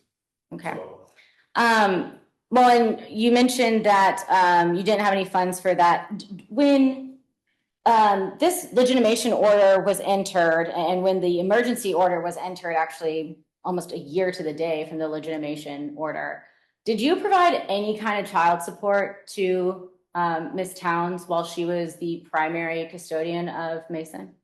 I wasn't not really working at the time. So, I mean, when I can pay for him, his shoes, some clothes, I will do what I can do. But until I'm fully employed, I mean, no, I have not. But you didn't send her $50, you didn't send her $100, anything during the time? No, I didn't. I'm sorry, I didn't mean to cut you off, but no, I didn't send her any cash. But when came with us, we would, get things he need, get him some clothes and, shoot. And actually I think I did send her $100. Like right when I got out of jail, she requested $100. I did send her some money at one point. So between February, March, April, May, June, we're here on the 1st of July, so I won't count that against you. But in 5 months, you sent her $100 for a 3-year-old that you're very well aware has quite the amount of expenses while she was the primary custodian. Man, I'm not working, so I can't, Well, and you keep saying that, but you're aware that your attorney filed a financial affidavit for you, right? Right. If that was based on previous income, it's not current income. I don't have that income anymore, so.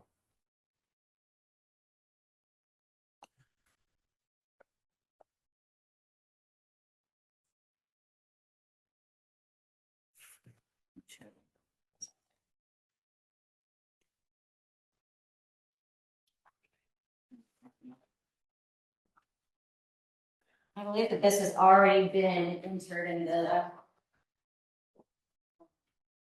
as evidence from petitioner's case, but I'm looking at petitioner's exhibit 23, and this was filed in the case, in the pleadings. And it looks like April 2026 is when this financial affidavit was filed, right? Yeah. Okay. And right here, it shows that you make one. You've got a copy in front. I just want to make sure you've got a copy because you don't need to look at it if you don't want to, but Yeah, I have a copy. if she's reading from it, you need to be able to see it as well. I'm just getting my hands on my copy. 23? 23, yes, sir.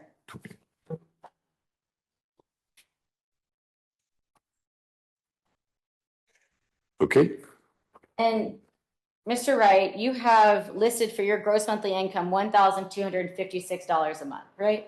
That's what they listed. Okay. And you reviewed this, right? It was verified, I believe, and signed by you. So it was approved by you and filed by your attorney with your approval, From right? what I'm told, that's what they put when you're unemployed. That's what I was told. The Well- income they put. Yeah, Okay. But $1,256 if you're unemployed? that's what they told me. And I can ask a couple more questions Okay. about that. Isn't it fair, Mr. Wright, that is based on a 40-hour work week at minimum wage? I would assume. Okay, so that number is the number, as you mentioned, that gets implemented or imputed for somebody when there aren't financial records of a W-2 income or tax return or current income coming in, right? Right. I guess. So we use that minimum wage figure on a 40-hour work week to calculate gross monthly income. Yes. Okay, so your attorney in April of this year stated and you approved that you were making at least minimum wage. You were capable of at least making minimum wage, right? Yes, that's what they Okay. put. But then interestingly, on the very last page of your financial affidavit, you can flip that out if you like, the page 6, you have your total monthly expenses listed at $4,809.16. Right. Okay, so how in the world are you making almost $5,000 worth of expenses happen when you are only making arguably minimum wage? I'm not bringing in any funds. I don't know how they came up with these. From what I explained, they asked me about Well, that's an former. even harder question then, because that would mean you earn zero, but you've got $5,000 a month in expenses. So same question, but now with 2 question marks at the end. How do you afford a lifestyle where you are spending $5,000 a month and $0 are coming in? I'm not spending $5,000 a month. But family and friends, they help me. When they can. Like I said, I work with my parents. When days they need me, but I don't have a sustained income. I have not, got back to work fully. So that's why I said the numbers that they put, I don't know how they came up with the numbers. What I was told, it was based off my former income, what I used to make. But Well, which numbers are you talking about? Because you signed this thing, so acting like you don't know what it's about is frustrating. I've let you know. I'm sorry. So the income part you've explained, they said put that number in there, and Ms. Settles has helped us both understand the origin of that figure. But if we get to section 5, which starts on page 4, your monthly expenses, you're saying that those numbers were inserted by your lawyer, and you said, sure, fine. This is what I spent. I'll pretend that's the right number. That was former expenses because it says child care monthly cost. His daycare was like $600 a month. And that's what the numbers I gave them were based on, what I used to make. With Okay. my former salary. Entertainment, $300. That was based off my previous income. And that's why it says, I think at the back, like total monthly expenses, 48. I don't, that's not accurate. I don't know how they. So it's your argument that you signed off on a document only a few months ago saying that these are all of your monthly expenses, verifying that these are your monthly expenses, but they weren't right, and you told your attorney that they weren't right. No, based off my former salary. I don't have that salary. I was told it's based off my former income.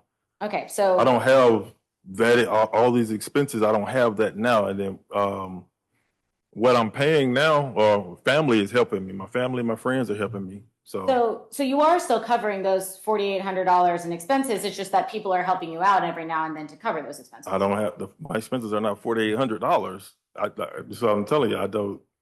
That was based off of my former income. It's not correct. So you still have all 4 of the credit cards that are listed on the last page of this financial affidavit, right? I was arrested and my credit cards were defaulted on. So I don't. So they're in collections now? Collections now. So are you paying a monthly installment to the collection agency? Not right now. I'm not working. So Well, you're not working and yet you are working. I'm confused as to which it is. You've told me that, no, you can't go get a job like you had at Pepsi because of these open charges, Right. but you are doing some landscape work and some cleaning work, which would be working, not working. So do you work 20 hours a week, 1 hour a week? Do you make $50 a week? Do you make $1,000 a week? And I appreciate it's variable. Don't say it varies. Tell me, well, on average, as I look back over the last few months, I work never, and then your family isn't helping you out. Or, yeah, probably 3-4 days a week, I'm out there doing whatever it is you're doing. Like I said, I'm not fully employed. Whenever they call me, hey, can you help do this? Can you help do this? I will come. Maybe I can make $200 maybe a week. It all depends. I don't have a set income. So it just, whenever anybody calls me, hey, can you help do this? Can you help do that? And I will come and. So last week, did you do any work on the cleaning business that your family has? I did not. Did you do any landscaping work? I did not. Whole week, no work. No work. So, and on that same page, May 1st, 2026, you had discovery responses that were done with your attorney, I assume, and then you verified those responses, and those were sent to us as your discovery responses to our formal discovery. Do you recall that? I do. Okay. Have you recall doing those discovery responses to the interrogatories and all of that with your attorney? I do. Okay. And in your responses, and I am looking at, it is Petitioner's Exhibit 28. Not sure if there's a copy up there for you.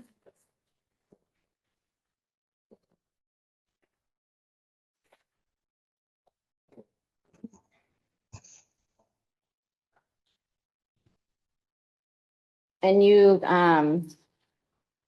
go ahead and flip for me to the second to last page. Do you see that where it's titled verification? What exhibit are we on? 28, Petitioner's Exhibit 28. I do. Okay, and this is a verification for your responses to the petitioner's first notice to produce and request for production of documents, right? Right. And it's signed, you actually signed it on May 20th, 2026, right? Right. And that was notarized by somebody in the office and verified your responses, right? Correct. So it's safe to say that you review and approved all of these things before they were sent over to my office. I did. Okay. But I didn't really, like I said, I didn't really understand. Okay. So if you flip to page 3, that first paragraph under the title, the bold and underlined title responses, it asks for all are you on there? Page 3? Yes. Okay. You see where it asks for all pay stubs, statements of earnings, leave-in earnings statements if you were in the military, W-2 forms, and any other documents in your possession or given to you by your employer and any other partnership or other entity showing your income from any source since February 1st, 2025, right? Yes. Yes. And your response was that you were unable to obtain your pay stubs, Right. and that you uploaded your W-2s, and then that you would supplement your response with other documents, right? Right. Okay. Because I can't log in. I'm not on all the pay stubs were virtual. They didn't send pay stub. I'm not with the company anymore, so I couldn't log in and get the pay stub. So Okay. she said I could use the W-2s, and I submitted my W-2s. Sure. And if you flip to the next page, you'll see paragraph 2 asks for all, and I'll make it kind of quick for you, but the paragraph 2 asks for all bank accounts, line of credit accounts, so credit cards, any savings account, checking account statements. Right. Is that a fair assessment of that paragraph? Yes. Okay. And in there you say, please see attached if necessary. Respondent will supplement his response according to the Georgia Civil Practice Act. Right. And isn't it fair that you provided me with 3 bank statements from January 2026, February 2026, and March 2026? I provided 12. I mean, I don't know what they submitted. I provided 12. Okay. I don't know what they submitted. But you never provided any supplemental documents, right? I provided bank statements. I did. Okay. And wouldn't it be fair that if you don't have your pay stubs, that your bank statements would then show your income? Right. Right? And your tax returns would show your income, not just your W-2, right? So are you aware that the law allows that if I don't have any substantial documentation to prove your income for purposes of determining child support, that I can use anything else that allows me to draw the conclusion of what your income actually is. In fact, the judge has the authority to determine what your income is. Do you understand that? I mean, I submitted it. I don't know what the attorneys didn't or didn't submit. I mean, I don't know. I can't really speak for them. They're not here. So. Okay. So in doing so, in looking at the documents that we received, the financial affidavit that you swore under oath and filed with this court, because you didn't provide anything else, is really our only substantial document that satisfies the information that we need in order to determine your income for purposes of calculating child support.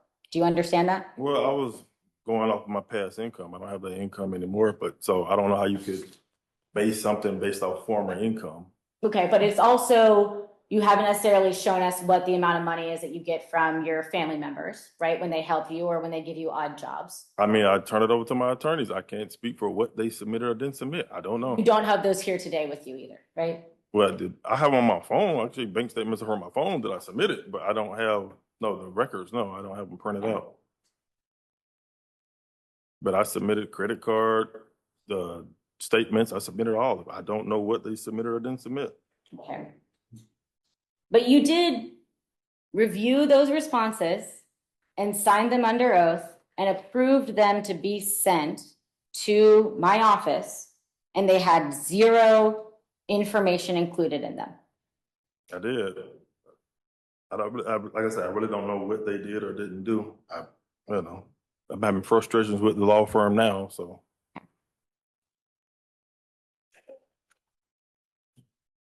You mentioned that you are a homeowner, right? Yes, Isn't it true that the HOA actually filed a foreclosure action against you for failure to pay? and yes, it was paid off, so Okay, so you were able, and how much money was that you had to pay off? I think like 8,000. So you were able to come up with $8,000 to pay off the HOA, but you couldn't come up with any funds to pay Ms. Towns for the support of your child while you were. That was last year. When did you have to pay the HOA $8,000? It was sometime last year. I don't have the exact date, but. But it was a 2025. Yes. Well, and I guess you were out of commission for a chunk of 2025.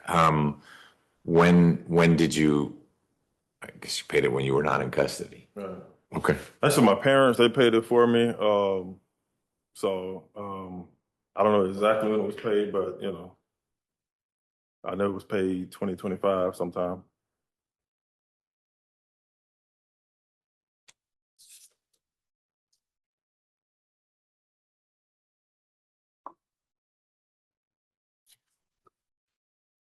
Sorry, Your Honor, just 1 second. Take your time.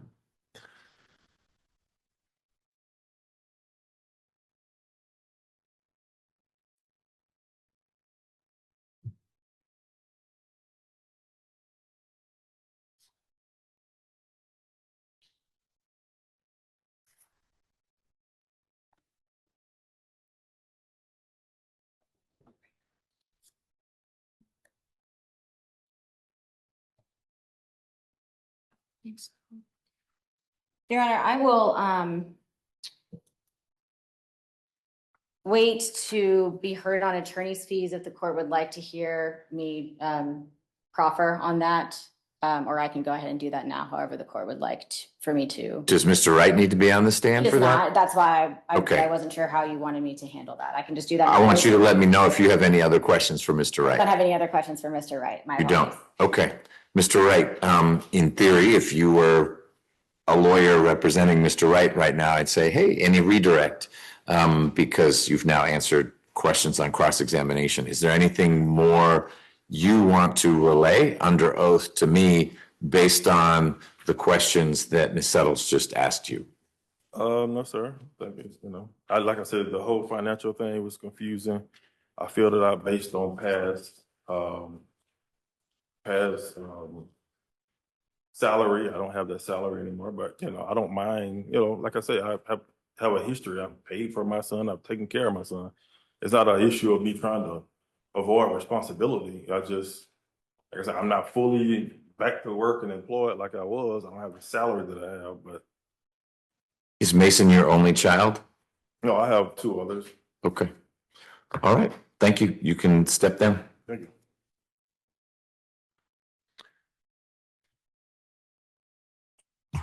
So Ms. Settles, anything in rebuttal?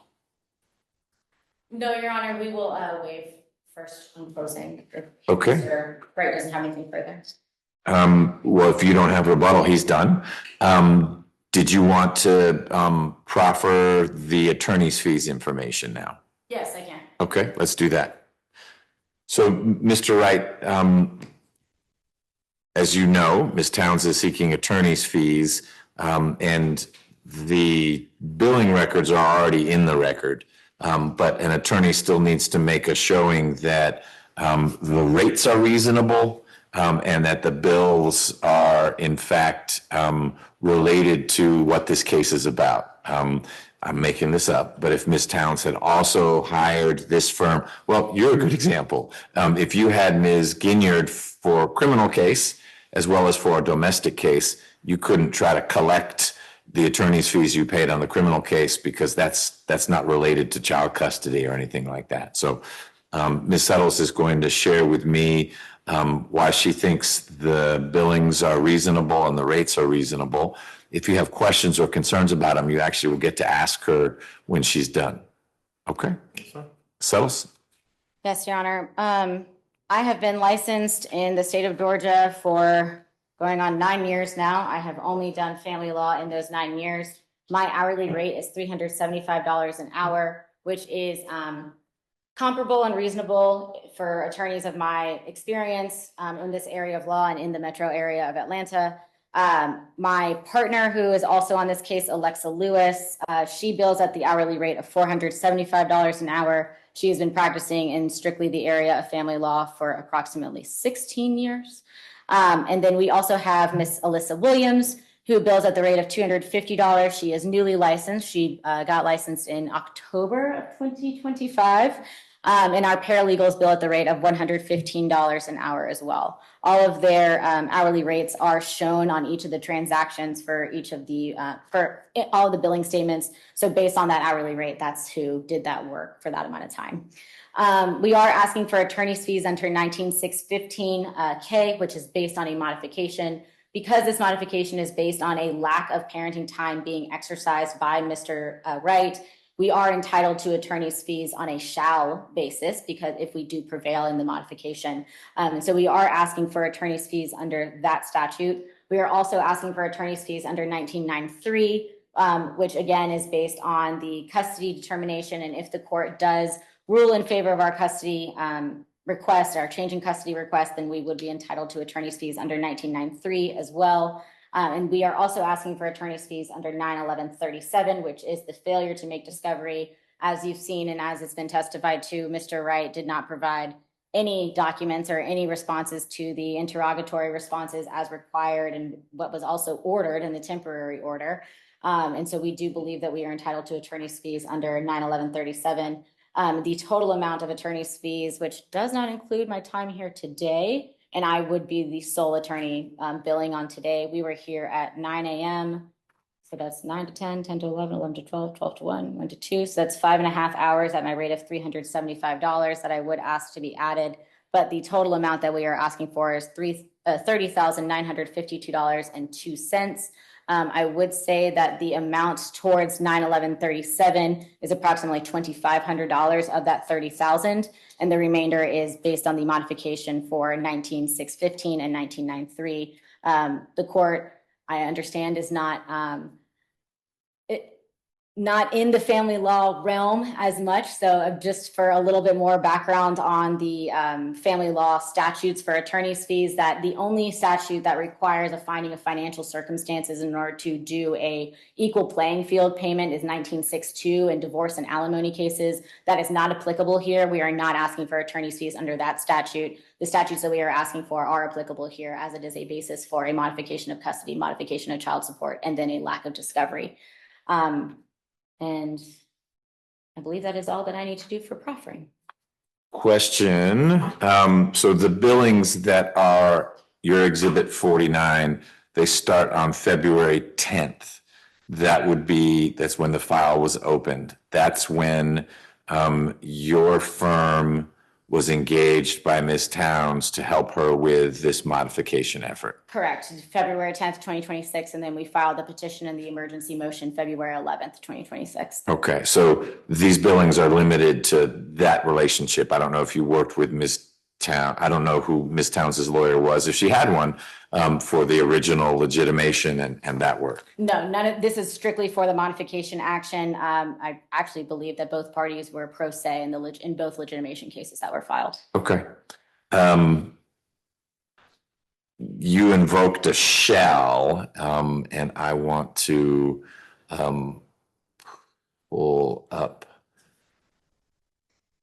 statute.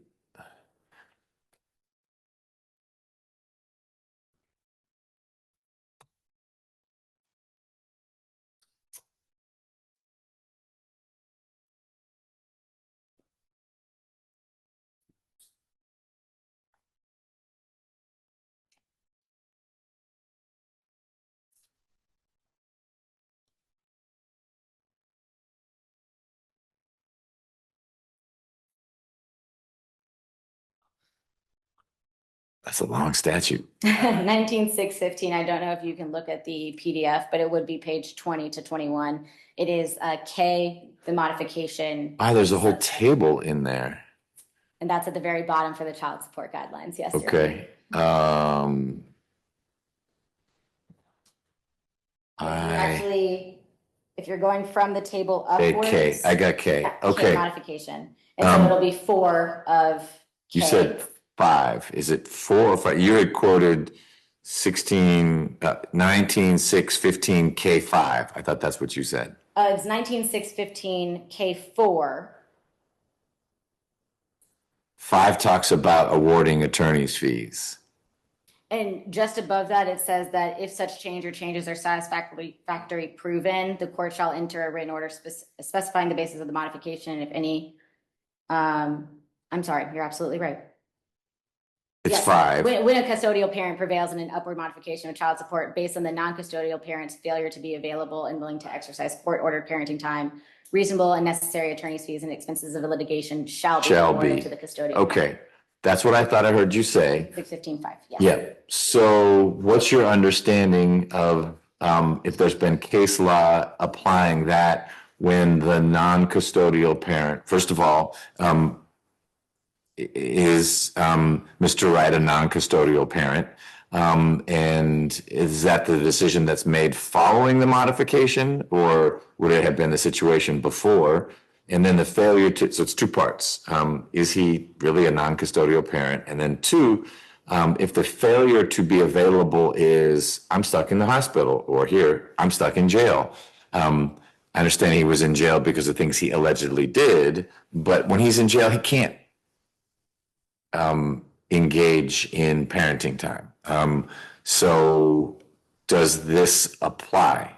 Yes, Your Honor, it does. There's actually no case law that says what the reasoning is for not exercising parenting time. And in fact, the 19.6.15.5 paragraph does outline for the reasoning for the modification. So prior to the modification order being entered, which would be inclusive of when this case was filed and then thereafter. I do want to clarify that Mr. Wright was not exercising time months prior to us finding out that he had been arrested. In fact, he abruptly stopped exercising time in June. And then it wasn't until August that he was in fact arrested, and when we learned that he was going to be incarcerated. So there was time where he was not exercising time before he was arrested. Right, that was the After, as he testimony, was right. Arrested. And then again, and there's no case law that says that there's any lack of application due to whatever the reasoning is for not exercising parenting time.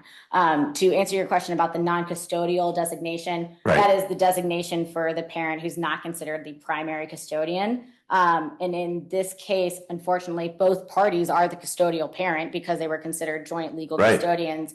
But because this situation would make it that he is the non-custodial parent and that she took over primary custody and she was therefore the parent who was exercising all of the parenting time because he was non-existent and not participating and not exercising his time, that non-custodial parent designation could be applied to him.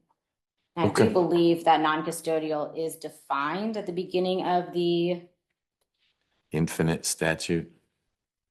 yes. And it says, number 15 at the beginning, it's actually page 2 of the statute, says non-custodial parent means the parent with whom the child resides less than 50% of the time. If a child resides equally with both parents, the parent who earns the greater amount of gross income, or if a child resides equally with both parents and neither parent can be determined as earning the greater amount of gross income, the court shall determine which parent to designate as the non-custodial parent. And non-custodial custodian means an individual who has been granted legal custody of a child or an individual who has a legal right to seek, modify, or enforce a child support order. Okay. Thank you. Mr. Wright, did you have questions you wanted to ask Ms. Settles about the attorney's fees? Would you like me to remain up here while You he should. asks this? Yeah. Just something she said that I wasn't exercising my parenting time, and I. Oh, different thing. I engaged in a little bit of help me understand the law, and you're free to argue. You're going to get to argue in just a minute about what you think I ought to do. I took us on a little bit of side excursion when I asked about the shall and, well, who's the non-custodial parent, and what if the reason why that person can't be with the kid is because he's incapacitated. So I was exploring what seemed like this situation. That has nothing to do at all with the reasonableness of the fees. So there are two findings I have to make. First of all, are your fees reasonable? If Ms. Settles got up here and said, I bill $7,000 an hour, I would have tried to not smile, but that's too much. That's not what someone should bill. She's experienced, but 9 years of experience doesn't get you $7,000 an hour. But she didn't. And I'll tell you now, I find that the billing rates are reasonable, maybe even a little low. From what I see from not family practitioners, I'm new to that, but civil practitioners at 9 years in, $375 may seem a lot to you and me, but that's very standard for the Metro Atlanta area. So the rates I find are reasonable. That doesn't mean the bill is reasonable, because if she says, oh, you know what, when I interviewed, I'm making this up, Ms. Turner, it took 40 hours. Well, we all know no interview took 40 hours. So then there's overbilling. The rate's reasonable, but too many hours are applied. So when I asked you, do you have questions for Ms. Settles? It's just about the bill. Is there something in there that you think, wait, that's not reasonable, or you were including something because Ms. Towns had this other case, the example I gave you. You shouldn't try to collect attorney's fees you paid to Ms. Ginyard for work she did to help you with your criminal case. That's not what Ms. Towns is doing. That's what I seized on. What's the first date? It's February 10th. And the very next day, that's when they filed their petition that we're here for. So do you have questions of Ms. Settles about the reasonableness of her billing rates or her colleagues' billing rates, or the reasonableness of the amount of time they said they worked on this case? No. Okay, then we're good there. You're going to be free in just a moment to say, but let me tell you what's not reasonable, and that would be other stuff. Your Honor, I do want to clarify the $30,952 that is on the billing statement. My associate did do the math because God knows I would need a calculator. But at $375 for 5.5 hours, that is an additional $2,062.50 to add to that $30,000 figure. Okay. All right. So we've been going for a little bit. We can pause if you all need to. Mr. Wright, what is left is any closing argument that the two sides want to make. Because Ms. Towns has the burden, her lawyers could go first and last. They could get up and say some things, let you talk, and then they could go again. I think I heard Ms. Settles say they're waiving their opening, meaning you get to go first and share with me what you think I ought to do. You've already done some of that through your testimony, just because you were testifying in a speech rather than answering questions, but you're free to amplify on that. Do you want a few minutes before you do it, or are you ready to go? I'm ready. Okay. Ms. Settles, are you good if we just go straight into closing arguments? I am, Your Honor. Then let's do that. If you could come up to the podium, Mr. Wright, and tell me what it is you think I ought to do. Well, I'm hoping that you keep the custody agreement that we have the same. I think joint custody. I get a week, she gets a week. I think it's perfectly fair, because I want equal access to my son, just like I guess she does too. So I don't feel like I should be punished because of criminal charges that I have. I haven't been convicted. You presume innocent until proven guilty. I've shown that I've been in my son's life. I'm trying to do right. I'm trying to raise him right. I don't want him in trouble. And I'm hoping that you make the right decision and, not change the parenting plan. 'Cause I really think his life is going to go down two different paths if I don't have a major active role in his life. I don't think that's unfair. The father's trying to be in his son's life. So that's what I'm just hoping that you do. And thank you for your time. You're welcome. And so I think I'm following you. I think you were very clear. You're not saying keep things as they are now and your sister wants out. I see Mason on the weekends with the supervisor. You're saying keep things as you and Ms. Towns originally negotiated, which is the week on, week off. I think that's fair. I think, as a former judge, I think he got the decision right. He did joint custody. I don't see, I wasn't there for 6 months, but I was incarcerated. It's not like I chose to not be in his life. So I believe, like I said, I believe the evidence is going to come out and, I'm going to be vindicated. Tell me what was going on in June and July of last year. So it's not long ago, but the way it was relayed to me through the testimony is that basically you fell off the map in June. And I thought that was because I knew the dates of the incidents, that you were arrested right away. You've helped me understand. No, that June incident, I didn't get arrested till August, so 2 months. Right. Really, August, then things go poorly for you. Yeah. You're in for a few days, you're out for a few days, then you're in for 6 months. Right. And so I get why you weren't able to spend time with Mason from the middle of August onward. But the testimony I've heard is that really from June onward, you weren't showing up for your weeks, or showing up is the wrong term, but you weren't engaging Ms. Towns to get your weeks. And June, you're really not in custody. July, you're not in custody. What was going on in those months? And that never happened. I was in his life from, the whole month of June. That's why I had the W-2 from the school showing the payments of where he was, how much I was paying. Okay. That never happened. I stopped being, last time I had saw him was when I was arrested. June, July, it was regular activity. I got him the week. Oh, and I think there was testimony, you were with him when you got arrested. It was my week. He was at school. Well, but he was with, he may not have been physically with you, but you had him the week. He was staying with you the week you got arrested. Yes. Okay. How did that play out? You're gone now. Who picks him up from school?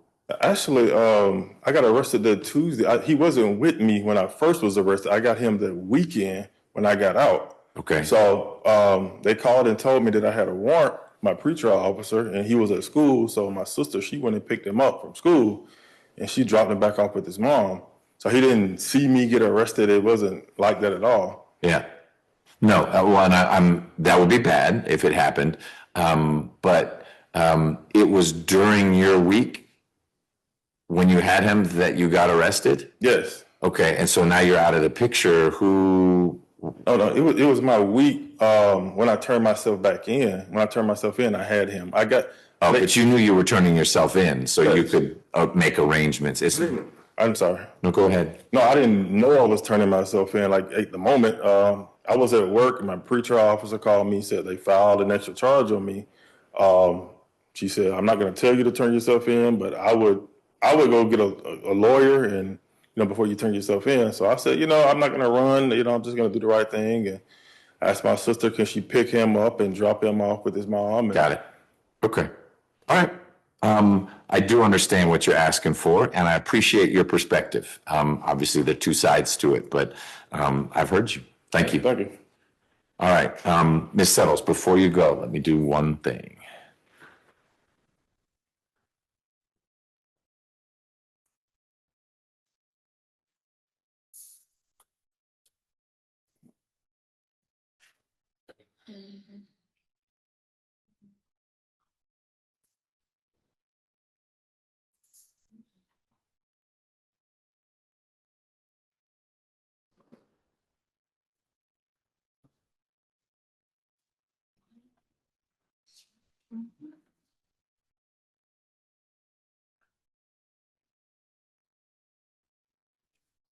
Okay.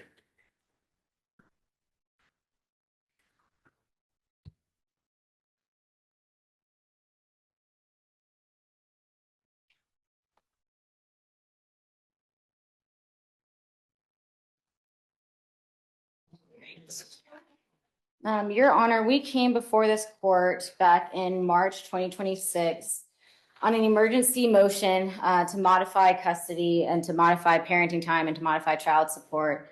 And at the time, Judicial Officer K entered a temporary order because Mr. Towns or Mr. Wright, I apologize, was out of the child's life for 6 months plus. And at that point, he got out of jail. We learned that he was arrested. He got out of jail. And then he immediately demanded to be in the child's life on a week-on, week-off basis, where this child was already having behavioral issues and there were concerns about this child's behavior. And then dad gets arrested for violent crimes. So rightfully so, Judicial Officer K was concerned and entered a temporary order where supervised visitation was implemented, and a parent or a family member of Mr. Wright was appointed as the supervisor to assist.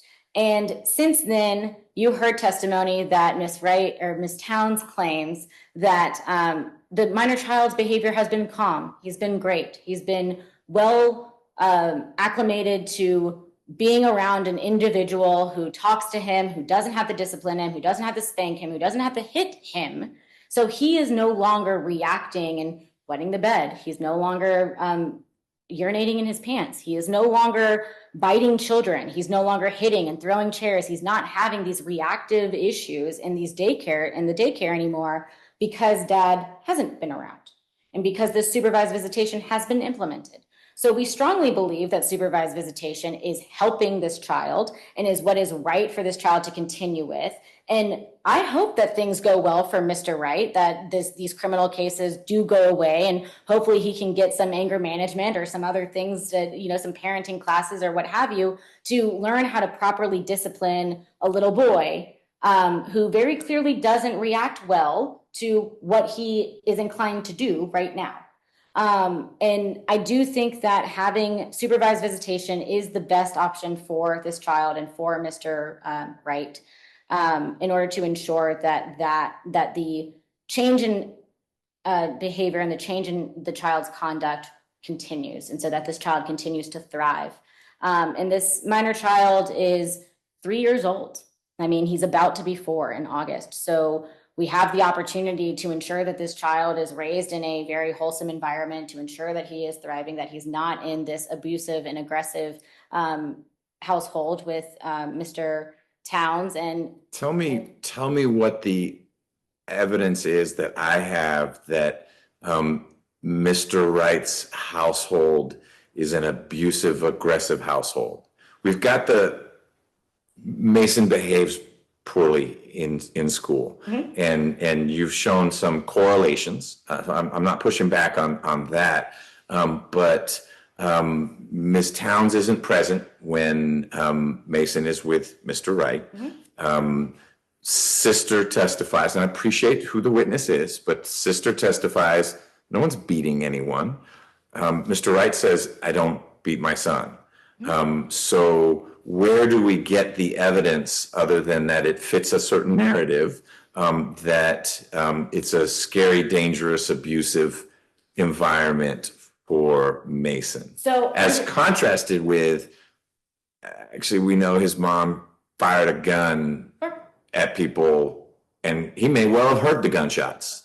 And that's pretty scary. Right. So I don't know that there is an ideal scenario, but I want to anchor that description to something we've heard beyond the cause and effect argument of, look, dad's in his life and things get worse at the Goddard School from February onward. So all 3 times that there was an incident that occurred, and it might not have been when the arrest occurred, but during all 3 of those, the time of the incident, those were during father's time. Incident, so, as in meaning your client was arrested? No, the criminal charges from June and then from August. The offense dates, the incident dates Got it. occurred during Mr. Wright's time with the minor child. So the minor child was at his residence for his week when that incident occurred. Got it. So whatever happened with Ms. Key and maybe a gun was held to her head and whatnot, those are the allegations in the felony. You're saying Mason was home then. So I'm not sure that we're talking about the same incident. The Oh. incident that occurred with Miss Towns and firing a gun, first off, she Oh, you're fired a talking gun up about in the air. the October, December, and then October that Mr. Wright brought up. Those 3 incidents were prior to the legitimation order and before there was the week on, week off Right. parenting time. And Mason that was was the incident. Teeny. Right, and that was Okay. when Miss Towns fired the gun in the Yep. air. Understood. So then- But Mason was alive. Yeah. And circulating between the two, what I heard the testimony to be is during the day, he would often be with Mr. Wright because Mr. Wright could be with him. Someone else could mind the store. Mm-hmm. And Ms. Towns had to work. And then she would have him in the evenings. Right. But then the incidents that occurred in 2025, which Yes. led to his arrest, which led to this modification action. So The incidents after the week allegedly on- between Mr. Wright and Ms. Key. Correct. Nothing to do with Ms. Towns. Correct. Okay. Those incidents occurred when Mason, Miss Towns, and Mr. Wright's son was at Mr. Wright's residence. Okay, so that's what I was saying. So- Mr. Wright is accused of putting a gun to Ms. Key's head. I apologize. And so- I thought you were referencing. No, Miss no. Towns. He allegedly put a gun. She's talking on the phone to another guy. Right. And Mr. Wright hears it, comes in, smacks her, and then I'll show you. And allegedly, all allegations come to head. You're saying Mason would have been present for that. Correct. Maybe not in the same room, but in the same household The when that household. happened. Correct. Okay. And there were multiple times when Mason, and all 3 of those times, Mason was at Mr. Wright's home. And it all, 3, but there are 2. What's number 3? my understanding is that there were 3 arrests and there were 3 separate incidents with those arrests. There was one June 21st, there was one August 13th, and another on August 19th. Okay, two incidents. There's a June incident and there's an August incident. Okay. But He's not arrested for the June incident until August. He's released, and then a couple days later, he was, the day he was arrested for the June incident was in August, happened to be the day of the August incident. Okay. And then he bonds out, and then we've heard the testimony. Pretrial says, hey, I'm not telling you what to do, but there are more serious charges for you now. You may want to go deal with them. And he turns himself in. Right. And he's out of the picture for 6 months. Right. But so I understand there's only 2 arrests, but there were 3 separate incidents based on based on the record online. Okay. It says that there are 3 separate offenses that Okay. occurred. But either way, Mason was around for 2 or 3, whatever they Correct, were. of those violent incidents, from, again, allegedly, but from the testimony that you heard from Mr. Wright, there is a volatile relationship between him and Miss Key, and it very much has made them familiar with the police, such that I don't know how many other incidents Mason has been around for, but we do know that at least those 2 or 3 Mason was there for. And then when Right, him but I hear you on that, and I guess my pushback is Mason was also subjected to, at a younger age, some pretty volatile stuff between Ms. Towns and Ms. Key, Ms. Towns and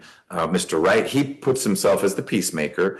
Mason's not going to know the difference, and he's real little, but people are going to be screaming. I mean, we watch body cam footage of this. They're screaming and using words Mason shouldn't hear, and at one point, someone's firing a gun. And so if we're talking about impact on Mason and how he's doing, I'm just trying to see why we think Dad's household is the dangerous one.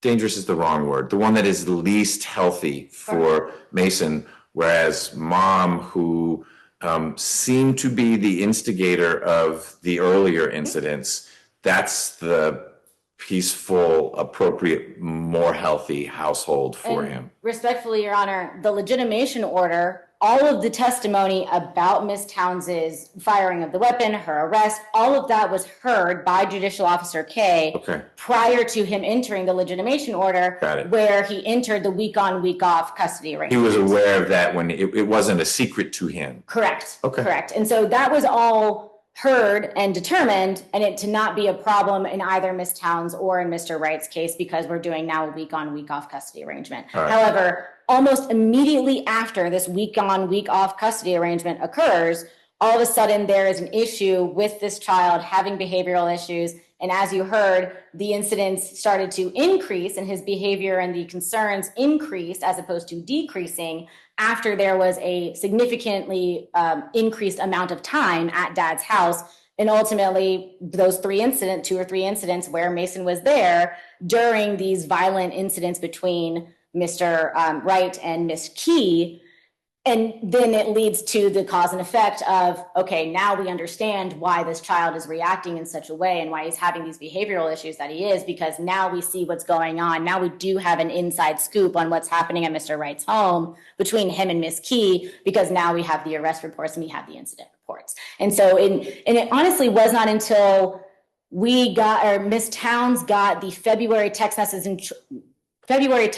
2026 that she even knew that all these other incidents had occurred, because there was no communication from Mr. Wright to Miss Towns about, hey, I got to go turn myself in. Hey, I'm trying to get rid of this crazy girl, Miss Key, because we're having issues in this relationship. So it's the lack of communication that was a concern. It was the omission, the lie by omission, where he didn't provide any information. And then we get all the information about the volatile relationship and the aggressive and the violent nature at Mr. Wright's residence. Well, I'm making an important chronological link here. Ms. Towns learns about where Mr. Wright's been for the last 6 months, and not the same day, but within probably the same week, she's in your office saying, I need help. We need to address this. And that's exactly when we filed this petition, this emergency motion, which is what led us to the supervised visitation. And again, at the time, we were not sure how many charges were still pending. If there was this third incident that he was ultimately going to have to go and turn himself in for again, or if there was going to be additional charges that came out once he was indicted. And then, of course, because he was held in custody within that 90 days, there is that statute that says if you haven't been indicted within that time, you're going to get bonded out. No, it doesn't say you said that. It says you will get a bond. You don't necessarily get out. If you have no bond after 90 days, a court must set a bond. The court could set $1 billion bond. They wouldn't set $1 billion bond for Mr. Wright, but it doesn't even have to be an affordable bond. And if he got that hearing after 90 days, it clearly wasn't an affordable bond because he was still in. Right. But it doesn't say you get out. It just says you have to have a bond. Well, and then in 90 days, he did ultimately get a bond, and then he was able to pay that bond, and then that's when he was able to get out. Yeah. And then he immediately calls Miss Towns to just start right back up again, as if nothing had happened. And that was where the concern was, and that was where Judicial Officer Scott Kay came in and said, hey, you've been gone for 6 months. That's not really how this works. We're going to start implementing something else. And that's where the supervised visitation came into play. You did hear evidence from Ms. Towns about how there has been issues with utilizing the aunt, and that or the sister, Miss Harper, and that her schedule doesn't work for this parenting schedule. Understandably, Mason is not currently in school right now. So yeah, maybe doing a Tuesday or a Thursday here and there could work. But when you're talking about two parties that very clearly need to be working during the week, when you're talking about a child who's ultimately going to be enrolled in school and not going to be available during the week, we have to work with a schedule that actually works for the child and in the best interest of the child, which is why the every other weekend is what Judicial Officer Kay ultimately implemented.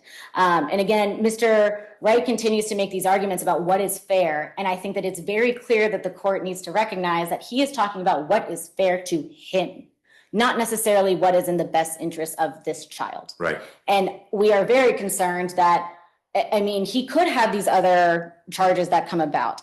He says today that Ms. Key is no longer in his apartment. He's no longer in a relationship with this woman. But after the incident that occurred in 2024, and then she's back in the picture in 2025, and he says the same thing, they're no longer in a relationship. So who's really to say if this woman is around or if she's not? And if they do have a child together, then she is somewhat still in the picture with him. So there is very much a concern about Ms. Key and her being around. And if she is the violent aggressor, then maybe she does need to be out of the picture, especially when it comes to Mason. But for what is appropriate for this child right now is to continue to be in the primary custody of mom, where he has been thriving, to have supervised visitation. If he wants to continue using his sister as a supervisor, I don't think that there's any issue with us doing that. The problem is something needs to be in place in the event that the sister is not available. And that is where we are asking for a third-party supervising facility to be appointed or to be implemented. And there are a bunch within the city limits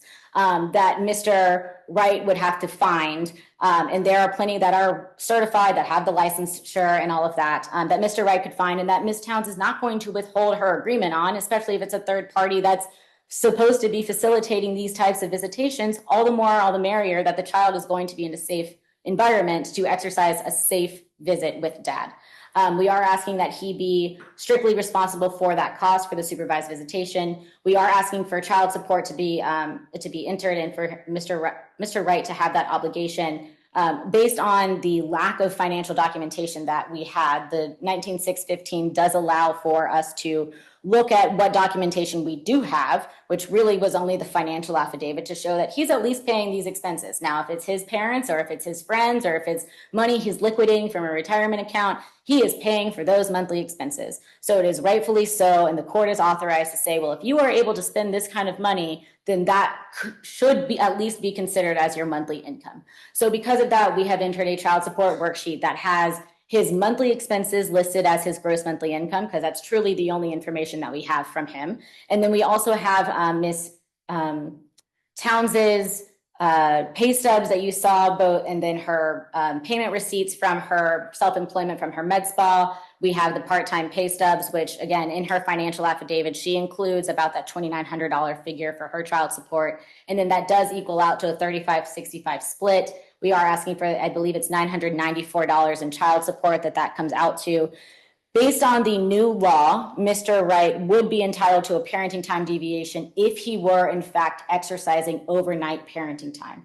Based on our schedule, he would not be exercising overnight parenting time, so we did not give him a parenting time deviation. And since there is no insurance cost, there is no adjustment necessary for insurance being paid for this child. So really the only numbers that are included are Ms. Towns's childcare, which she testified to, her income, again, which she testified to and has been notarized on her financial affidavit, and then Mr. Wright's financial affidavit and his monthly expenses, which again, he verified and filed with this court. We are asking that the final decision-making authority be granted to Ms. Towns. As of right now, the parties do have the court order right now doesn't really say who has joint legal custody, because Judicial Officer K just said that the child has that mother should have temporary custody. It doesn't really delineate legal custody, joint legal custody, sole legal custody. We obviously read that as mom having sole legal custody because father was only exercising supervised visitation, but we would need something to be specifically delineated so that Ms. Towns either has sole legal custody, or if the court does decide that joint legal custody is still appropriate, we would ask for final decision-making authority to be granted to her for all four of those categories. We are asking for there to be a specific paragraph if joint legal custody is decided by the court, that there has to be some sort of back and forth, ideally through our family wizard, which is what we are asking for the parties to utilize. There is a cost on an annual basis. It's about $130, I think, a year for the subscription, but it does allow for all messages to go, text messages to go back and forth between the parties. It does allow for the court at one point, if another modification or anything down the line is to get filed, those records are automatically available as a report to be provided to the court or to a guardian ad litem or to whatever other professional might need that report of those messages. It allows for a calendar so that any kind of visitation schedule can be provided in there, any kind of notice, which is what we are asking for, the 7 days advance notice of his intent to exercise. He can do that through our family wizard. They can put it on the calendar. Everyone can be aware of what is going on. Doctor's appointments, all of those things can be utilized on that app. And child support can also be paid through that app. All the expenses can be split, and receipts can be uploaded to that application as well. So we are asking that our family wizard be implemented and that the parties both sign up for that within 7 days of the court's order. We are asking that the child support start with since we are past July 1st, we would ask for child support to be started as August 1st and the first of every month thereafter until the minor child turns 18 or until he graduates from high school. And we are asking for attorney's fees in the amount, I think the final amount was $30,900. Sorry. Plus 2,600. Plus the 2,600 for today. Yes, $30,952.02. And then the 2,600 or $2,000 that was from today. I believe I gave you that number, sorry. And we are asking, believe that is, oh, and we are asking as well about the child's name, that the birth certificate be. The one thing everyone agrees on. Yes, that everyone agrees that Mr. Wright needs to be added to the birth certificate, and this gentleman, Michael Scott, be removed from the birth certificate. That's all I have, Your Honor. All right. Ms. Williams, anything you want to add? No, Your Honor. She covered it? She covered it. Okay.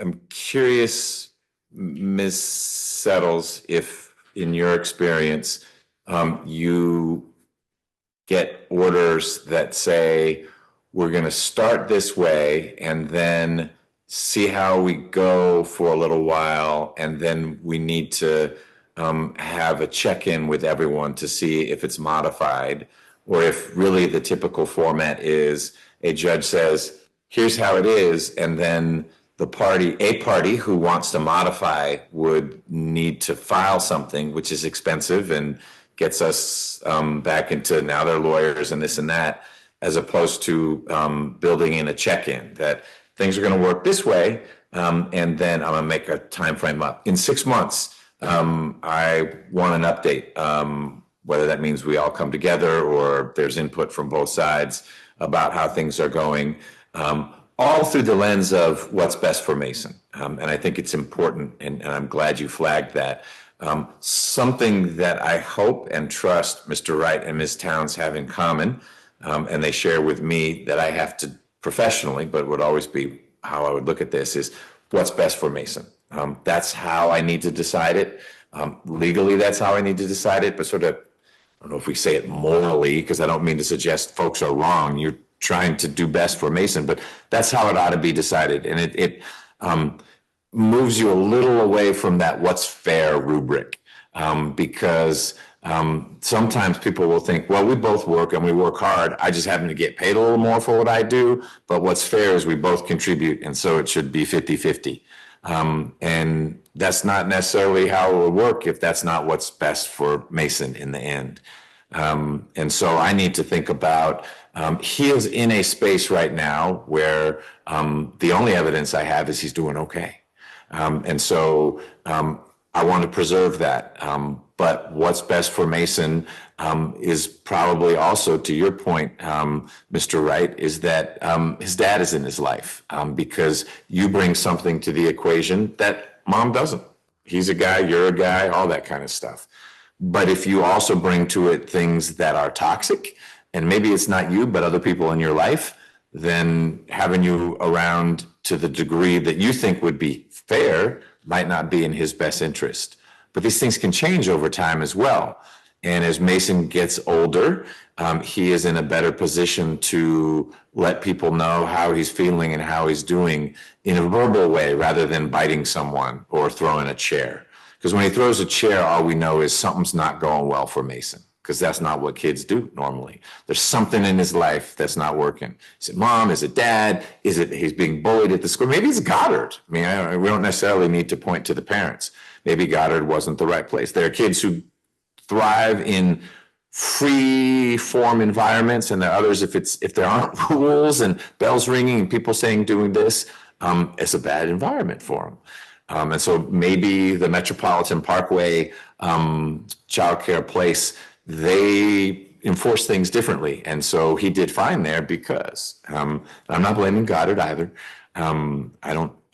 We didn't plug in that way. There's not a guardian ad litem. We don't have Goddard testifying. But going back to my question, I'm curious if what you typically experience is the judge says, here's how it's going to be. And then I go about my business, and it's incumbent upon the parties to say, all right, I'm fine and good, but it's been 6 months and my charges were resolved. Everything was dismissed. So there's a change in circumstances. We should talk about this again. Ms. Key is out of my life. I can certify that if that's something that needed to happen. Then we should talk about it again. I just don't know if the litigants have to pry the door back open, or if a judge, and I know you're going to say, Judge, you can do whatever you want, but I want to do things that are practical. If what flows out of this, and I'm not going to pronounce it here and now, so don't wait with bated breath. You're going to leave here not knowing exactly how this is going to shake out, other than that we'll fix the birth certificate. You can know that. But the way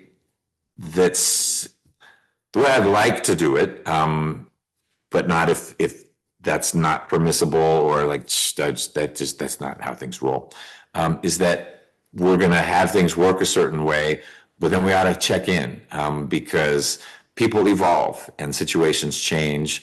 And I don't want to cast it in stone in such a way that it's really hard for someone who wants to change it for good reasons to then get it changed, because then it's precedent. And so that's my question. That was kind of free form and stream of consciousness, but as you put very graciously, this is newer to you, Judge.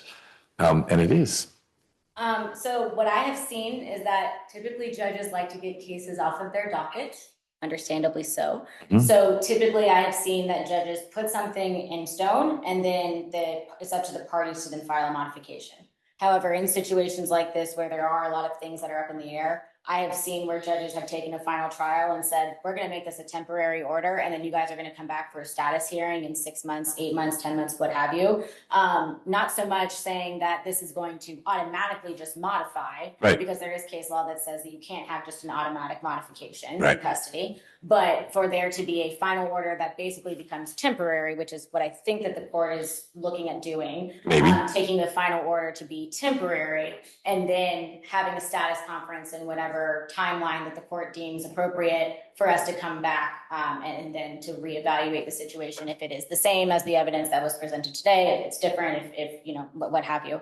But I've seen it both ways. It just depends on how the judge wants to handle it. If the case needs to be closed and rolled off the docket, then that's one thing, and kind of put it on both of the parties to, if you need a modification, then you have the ability to file that modification. Right, which would come back here anyway. I'm less focused on the closing the case part. I know there's lots of pressure on that, but the reality is, if I were to say, here's what I'm doing, final order, case closed, if in 6 months, 9 months, 1 year, one or both sides said we need to change it, it's coming back here, and all the same people are going to be together talking about it. And so I need to get a better sense of, is it harder to get the band back together if it's a final order, as opposed to it's a temporary order with very clear directions, and so it's still an order, it's how it's got to be, but in February we're going to have a check-in to see how things are going. And I've seen judges in different counties. I think it was in Paulding County most recently that I saw that it was a final order, and then there was still the status hearing that came up 6 months later. We could request, there was a contempt issue as well, we could request a compliance hearing down the line, or a status hearing down the line. And then if the court doesn't hear anything from anybody about needing a status hearing, then case closed, done, final order has been entered, and you don't have the opportunity of coming back. I've also seen where people take the final order and make that as a temporary order, and then schedule the status hearing for whatever that timeline is. So Got it. I've seen all of the options. However the judge, or however the court would like to do it, obviously we will comply with whatever the court's ruling is. Got it. Second question. This will be more concise. What is the wisdom in your mind of setting a child support obligation that is supported by an affidavit that has been undercut by the evidence? Assume for a minute that Mr. Wright just not earning a lot of money right now, and not because he doesn't want to pay child support, just he's not earning a lot of money. These charges make it difficult, life is complicated, etc. Aren't we just setting ourselves up for contempt hearings, and then it's a contempt that isn't going to result really in any sanctions, because if the evidence is I'm still not earning a lot because I can't go back to Pepsi or do whatever else, I'm an entrepreneur, he had a business, etc. I worry about setting a child support amount that is unrealistic because it's tethered to an affidavit that was sworn to, but maybe was hastily, sloppily, pick your adverb, put together, not necessarily by the client. And then what? So the court has the authority to impute any amount of income to the parent who has not provided any of their financial documentation. Unfortunately, the only documentation that I had was the financial affidavit, which however it was put together, it's what was verified. You did what you had to. So- It was not a critique of no. teen towns. It was more, I'm getting a sense that that figure is one that isn't realistic at this juncture. It's sort of a hybrid of well, what if we check in 6 months? And I know there are mechanisms for that. If Mr. Wright next week gets an offer we want you to be VP of operations at Wells Fargo, and he's making $500,000 a year, and you learn about that, then of course we need to adjust things. I do think that because the court has the authority to impute him at any amount of an income based on what his testimony was, the court could find that that $4,900 number is appropriate, which is what we believe is appropriate. And then the $1,200 figure, the minimum wage argument that Mr. Wright has, might also be appropriate in his camp, right? So if there's any figure that is determined based on that spectrum of the gross monthly income, then the court would be able to do another child support worksheet and come up with a figure that is appropriate. The court could also say, you know what, I think that the amount based on the child support worksheet that I've seen here, I'm going to make a judicial deviation and to deviate that figure, that $994 figure, to what the court does believe is appropriate based on the lack of evidence on the income. And then if Mr. Wright's income does in fact show in 6 months, a year, what have you, that it is lower, that $4,900 than that $4,900 figure, he can file a modification in order to get that changed. I do believe that if it's lower, then he can make that argument. I don't know at the time of the legitimation, I believe there was a child support addendum entered. So I do believe that the parties' incomes were determined by Judicial Officer K. And I do not know what that number was. I know we have the child support addendum here somewhere. We can find it.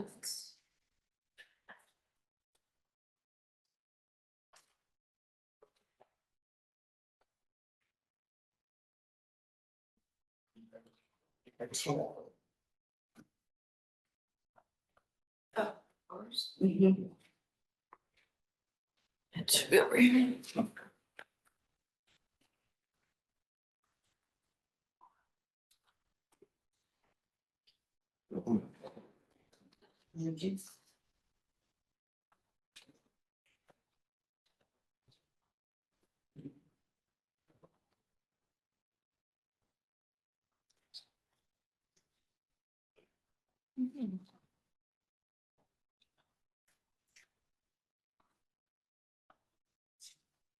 Does the court have petitioner's exhibit number 2 or 3? I have 3 would have been the child support addendum.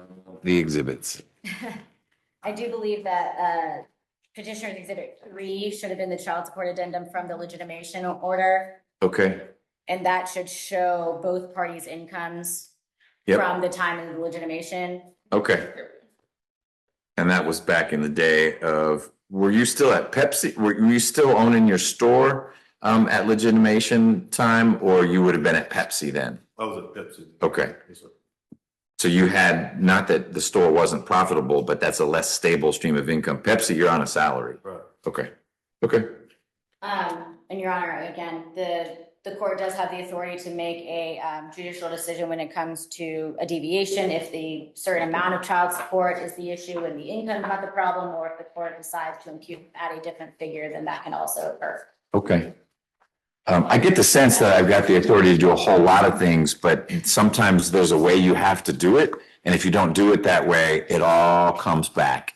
And so doing it the right way, I guess, is the important piece. I have really seen a couple of different ways of it going, and I haven't seen where a judge has done one thing or the other, where they've had discretion to do it, where it comes to the imputed income or the judicial decided deviation, where that has ever been an issue, because the court has the grand authority of doing really anything when it comes to imputing income, and when it comes to the deviation on the ultimate bottom line figure of what the child support obligation is. Got it. Okay. Thank you. Well, we got to spend the day together, everyone. what is Mason doing for his 4th birthday? So we're having a Monster Jam party.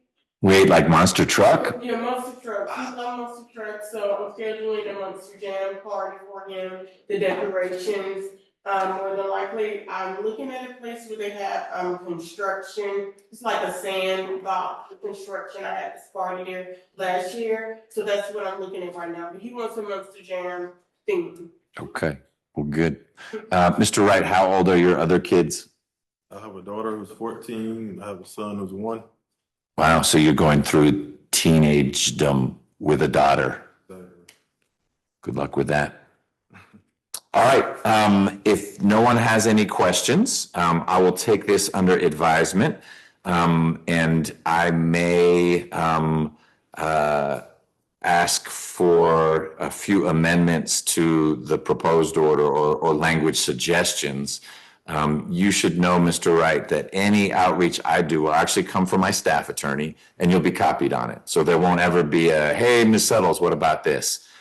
We won't copy Ms. Ginyard. We'll just copy you unless and until someone files an entry of appearance on your behalf. So you will always be in the loop if there's any communication from my chambers to either side. In the same way that if we had some question for you, hey, do you have any way you could document X?